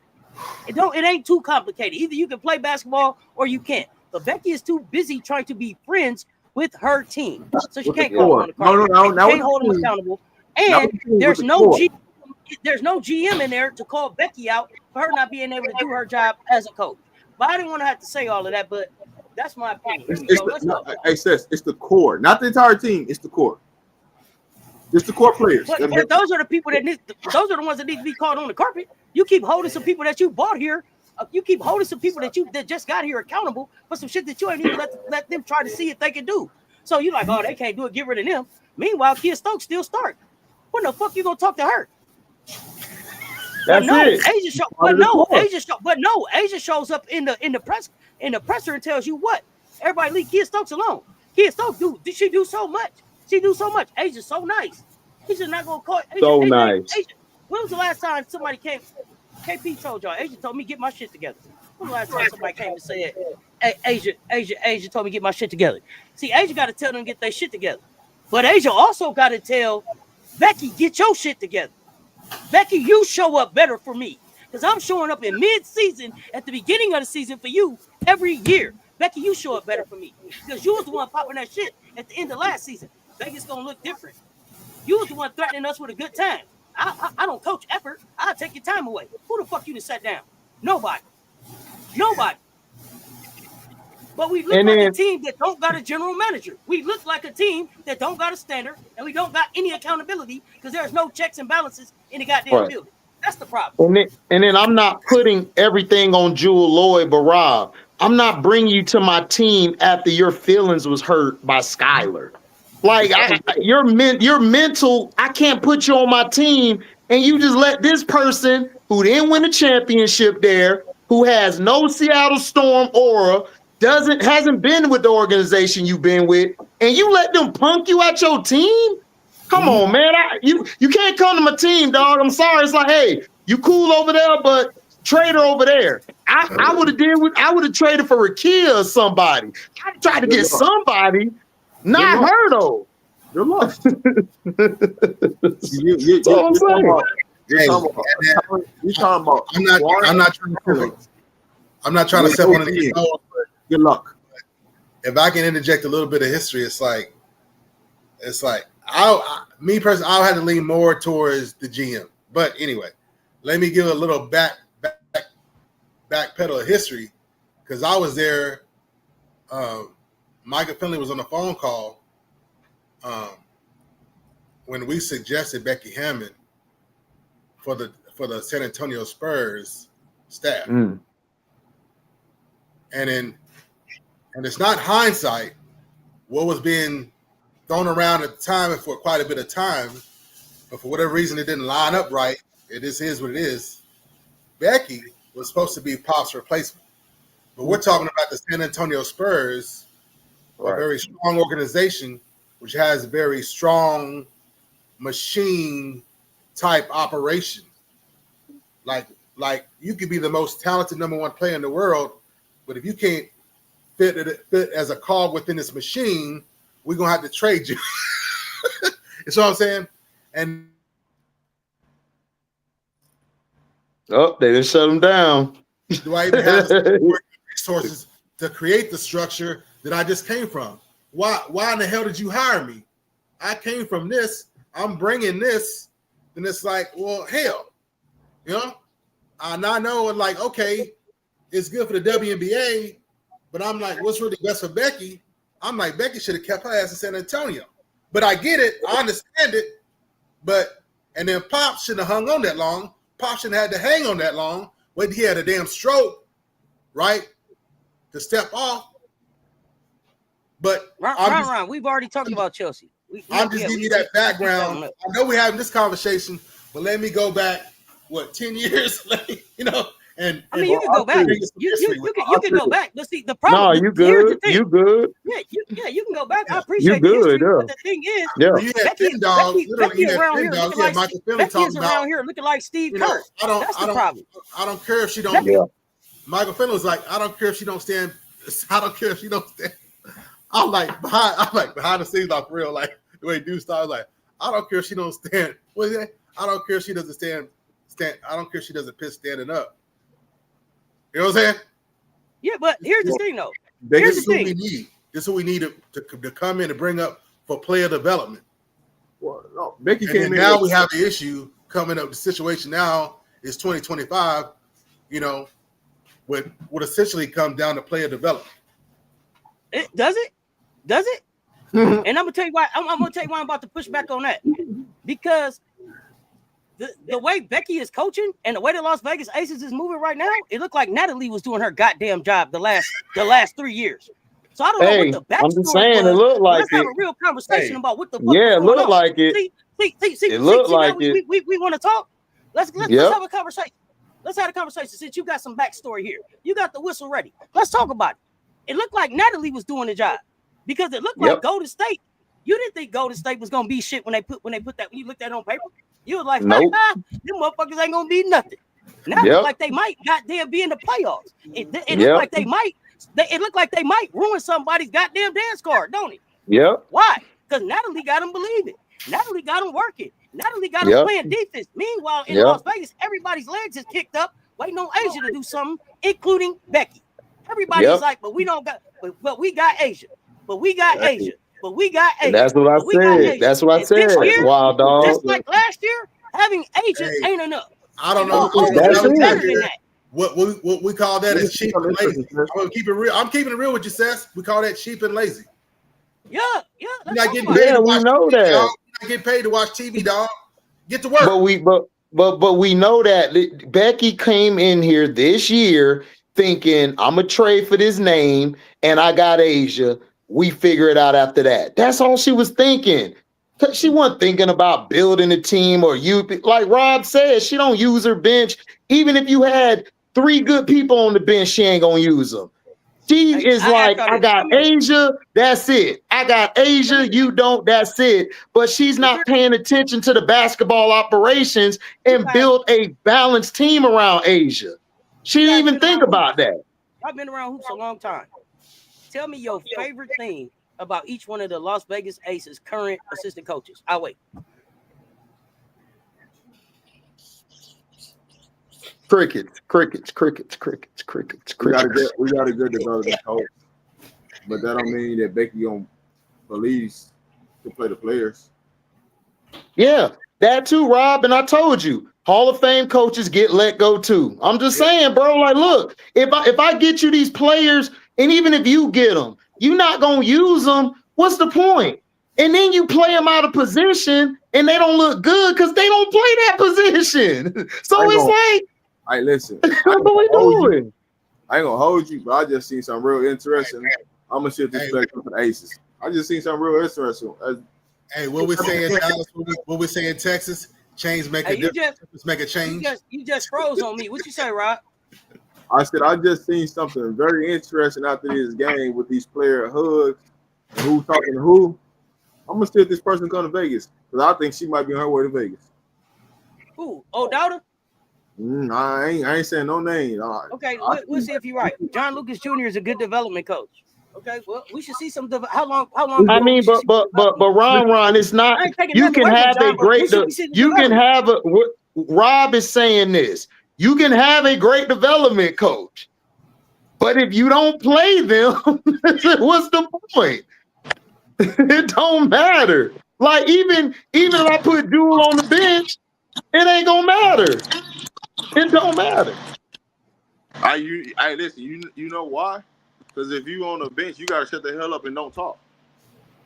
Exactly. You can't have no.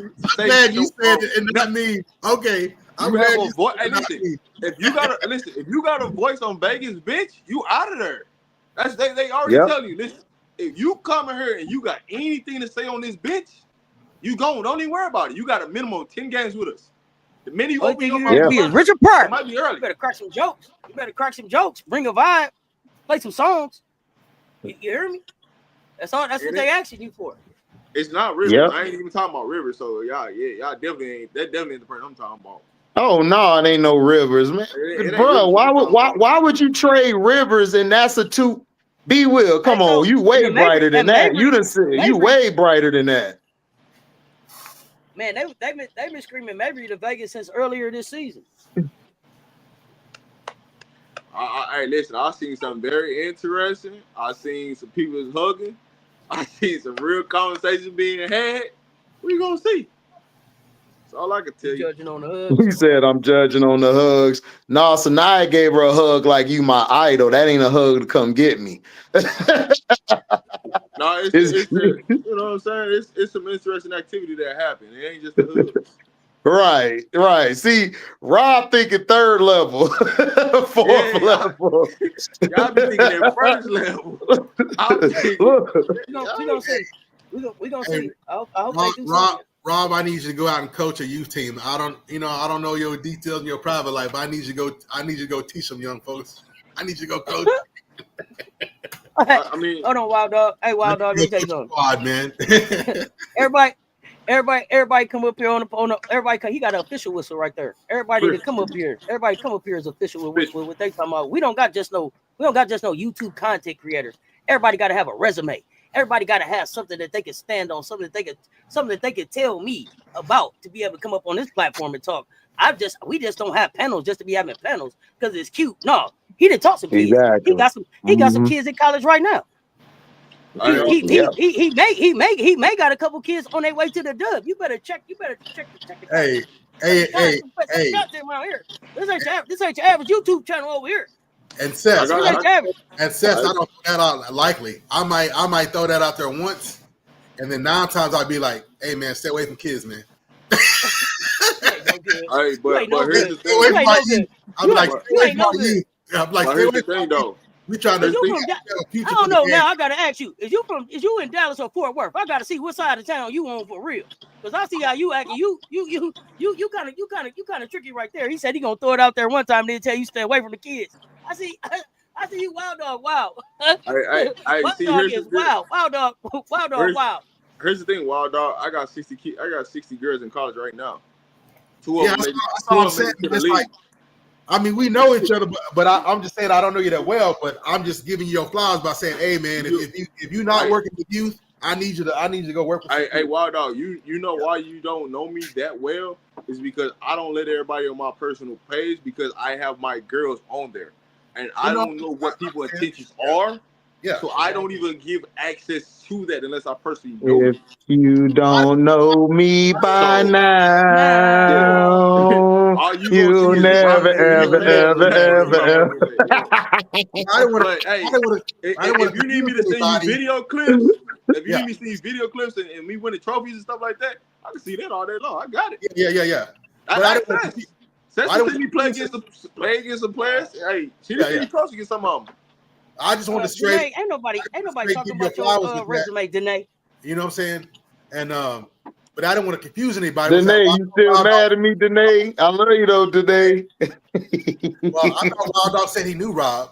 We did clarify how we know each other, but I just want to clarify. You know what I'm saying? Yeah, because. Oh yeah, man. I just got to give you a hard time. Some dudes to be like, "Oh, I know the game." This and that. But I'll be like, "Yeah, do some commentary, man, but stay away from the kids, man. Don't coach nobody." Look, She said, "Yep, still mad." He started. That's that Fort Worth side. I don't know. I gotta see. I'm right in the middle. I'm right in the middle. So I just come real with it. I can tell.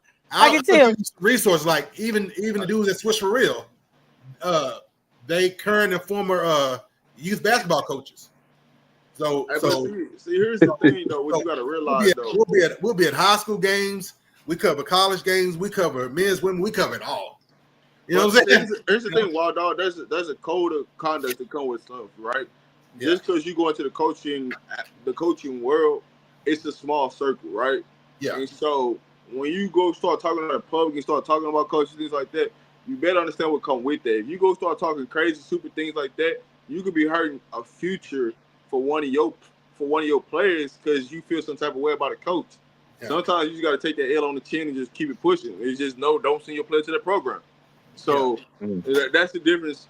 That's why I don't really like I talk to S's and O's. I don't really talk about the coaching piece of it, like true coaches, because I understand that, hey, I might have had a former player there or a player that's getting ready to go there. So I'm not finna mess up opportunity for them because I didn't expose them for who they really are. You know what I'm saying? That's just not me, and that ain't gonna never be me. I just ain't in the business for that.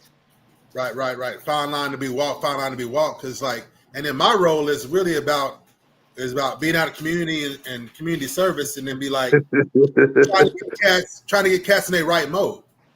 Like some cats are already so gifted athletically, then it's like, hey man, because like it's a lot of money going around.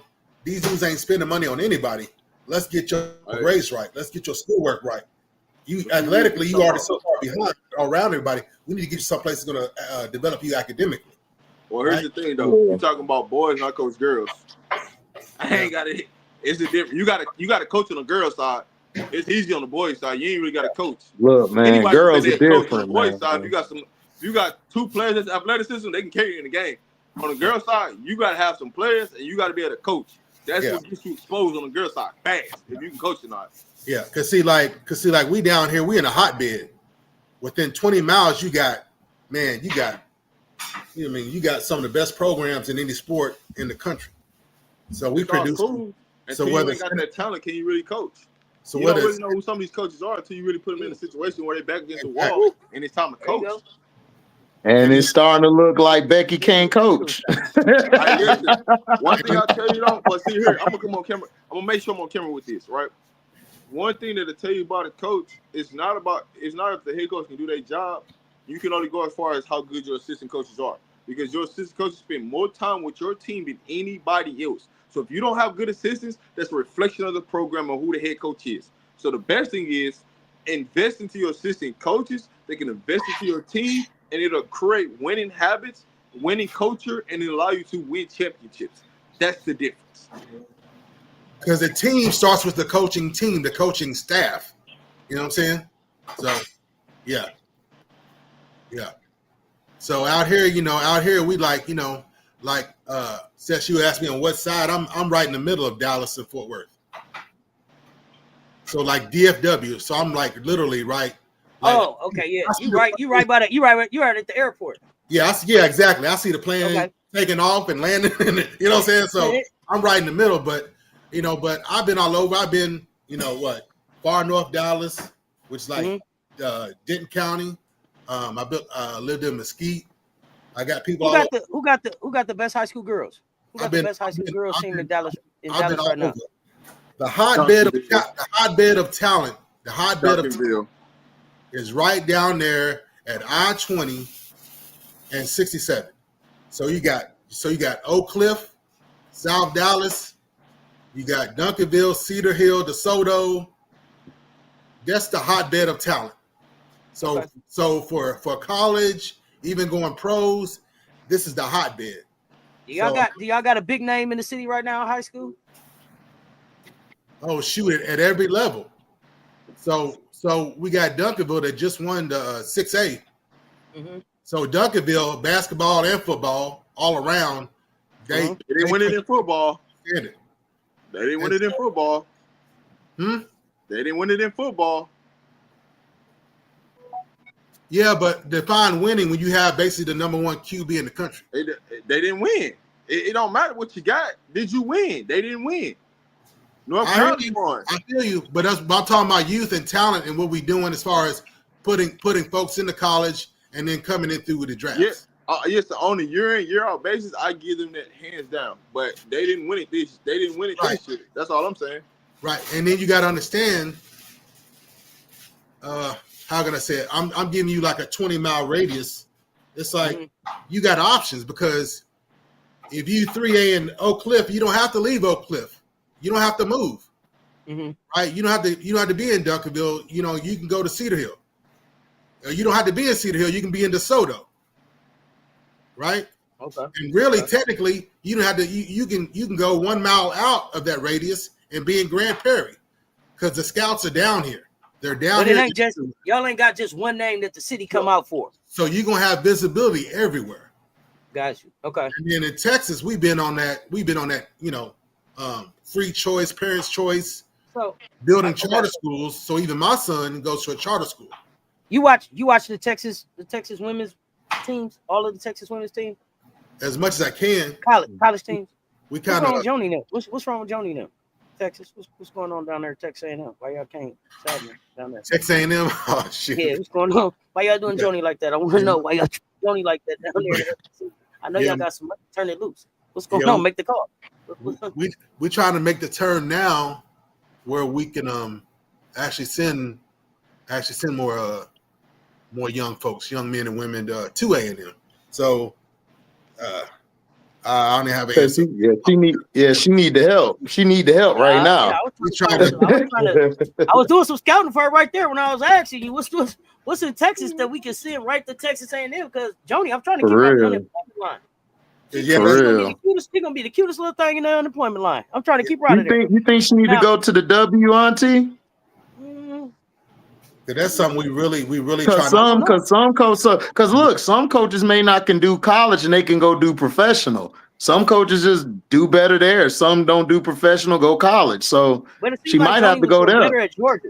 Seemed like she was doing better at Georgia. She was, but also look at it though. Shit, I think what was it? Didn't she get Didn't she get more scholarships? Didn't she have more scholarships there than she had at Texas A&M, or is it about the same? I mean, it's SEC, so I think it was about the same. But I think it's NIL money might have been the collective might have been the issue. How much money she was getting for the collective to spend? Oh man, she should have took that job then. What the hell wrong with Joni? But honestly, Texas basketball, we really been. I mean, even Mark Cuban, a lot of grassroots efforts to. But men's hoops or women's hoops too. Both. Like even with the Dallas Mavericks, you have gyms, which is basically young women's development, basketball development. So it's a whole commitment, a whole separate program. So you don't even have the young men and young women together. We have gyms, which is completely dedicated to development and the future of women's basketball. So that's like serious, real talk. That's what we own. And so, but you got to start somewhere and then try to level at each level up. And then like with the Aggies, try to like, look, what can we do? What do you need? What do we, to keep the programs at each level in Texas moving forward, so yeah. So a lot of things are just ongoing. So I know specifically, and then, and then the whole thing with Texas football, we really try to be like, look, it's not just football anymore. We got talent all the way around. And so we need to support the young folks, and we need to have a place for them to go and get developed and have elite status. Hey, hold on real quick, Wild Dog. Andre, I saw your comment, bro. Like, chill out. Kiki's having a good year in her own right. We need to big up all these women so we can create new rivalries instead of this BS that they're trying to push. So let's give Kiki her flowers. She's still in her first year.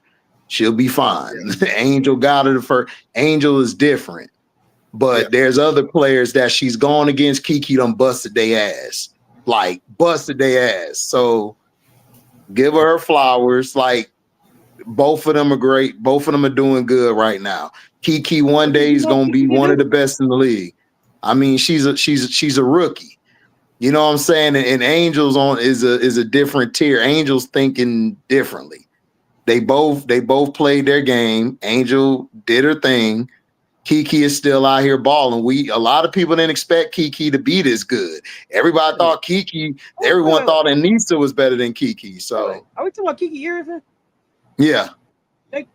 What we talking? Is it a question about whether or not she should be an All-Star? What's the question? No, he was saying Kiki is good, but she's not good as Angel. But that's a lot of players. Like Kiki's still doing good. Like but that's Angel. Let me tell you something about Kiki. Let me tell you something about Kiki. Y'all want to know who Kiki is? Y'all go watch Kiki work against Asia. Yeah. About who Kiki is. Go watch Kiki work against Asia. Like Kiki had Asia frustrated. Like Kiki works.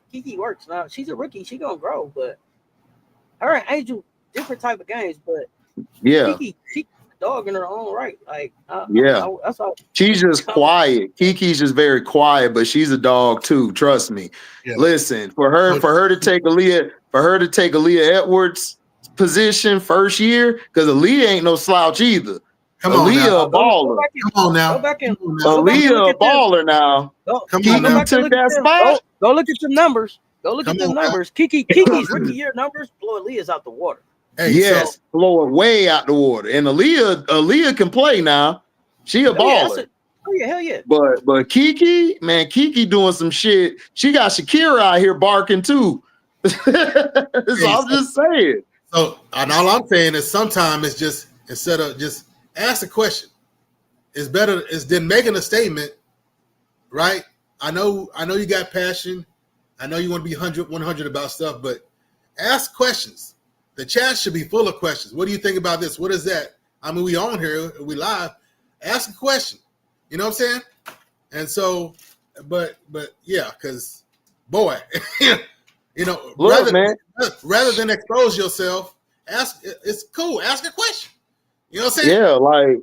Yeah, like you comparing Kiki, like Angel is different, bro. Like Angel is damn near at 700 points and rebounds, bro, in the span of 2 years, bro. That shit crazy. Like she's doing shit that we've never seen before. It's like crazy.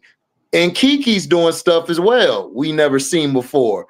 So you know what I'm saying? That's our future that we watching. We're watching two probably the best fours in the next 5 to 10 years. I'm just saying. And then you got Sarah Strong and Joyce coming through the back door too. So hey, it's gonna be some shit these next 5 to 10 years for real. Of the fours. I mean, we were like, what's going on? It's like Cess, even here in Texas, we even we even recruit retirees. Like this is for real serious stuff. So we even recruit retirees to come retire in Texas or North Texas, especially. Come retire here. What your money you got, it'll stretch further here. And that's what got a finance corridor. This is real talk. Oh, then what am I going to do in your free time? Well, we can have you work with our youth development, or we have elite. We're trying to expand our elite, men and women, elite sports programs. Can you come help us with our elite sports programs, in your spare time? Or this could be your retirement. It's not, continue to love the game that loved you. Continue to give back to the game that loved. This is what for real legitimate stuff we own. So from the bottom roots up, building up talent, men and women, and also at the end, that's why we got Cheryl Swoops here. We got people like Nancy. We try to bring the talent in, be like, hey, we got work for you to do. We value you. You know what I'm saying? Come retire here. Come help things develop. This is the place to be. That's what we own. Y'all make sure y'all run them likes up. A like is free. You know, hit it on the way in. 2 likes from my house on the way in. Exactly. Like and the share. They both right there. So, y'all, we've been doing this thing for about 3 hours. I got to get ready to get out of here. I'm back, y'all, for AmeriCup Hoops. Come back and hang out with me. I'm gonna be on Showtime on Point stuff. So we about to do the game. So I'm about to hop right over there streaming. So people who on my channel. Which game you doing? Which game you doing? We're doing the Sky game. Sky game. Okay. Wild Dog, what you got coming up on your channel? Oh, we usually record every Friday night. Okay. So I love to have you on. We love having guests. You know, we've had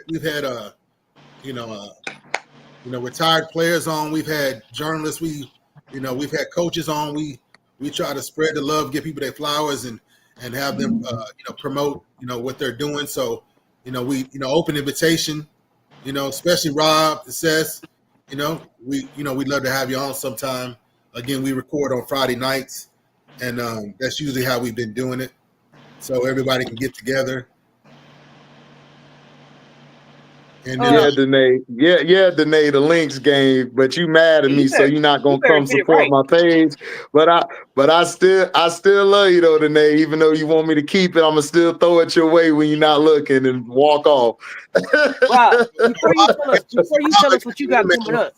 So Rob, I got your email, and I'll let you know dates and times, and I'll leave it to you. And we work off a run sheet, so we operate a little differently. We operate a run sheet, so if anyone or you or anyone on your side is available, basically 6 to 7 p.m. Texas time, I'll email you, bro. We'd appreciate it. You know what I'm saying? Just email me. I got you. Yeah. Hey, so before we get out of here, Magic Baby's question: why are all the Angels' biggest hating ass retired players former bigs? You think so? Hayden. Oh, you talking? It's not a hate thing. It's like okay. They know Angel's great, but it's not that they're not giving her credit. It's just that I don't know. It's like it's with guards too. It's like they don't just give you that rite of passage. But once she keep going through the fire and keep doing these things she's doing, but they see it. It's just certain players can't say certain stuff because of what they're tied to, but they see it. If that makes sense to the chat, because I know what y'all talking about. Wild Dog Rob, chime in. I already got a comment on it. I mean, it is what it is, man. You gotta earn respect in the league, right? The more you continue to grow and elevate, the more hate that comes with it, right? Nobody wants to be around a loser. When you start winning, that's the type of things that come with it. So I mean, everybody goes through it. Once you start winning, the biggest trolls, the biggest hate comes your way. And you just got to understand how to deal with it on an everyday basis. I mean, look at Shaq. For years, Shaq didn't get no love until what? He got them 3. The bigs weren't giving him no love. They didn't respect him. And once he got them rings, it was after that they started showing him love. Kareem, Bill, Wilt, they weren't showing Shaq no love. Hey, Shaq got his love from the NBA rule changes. That too. But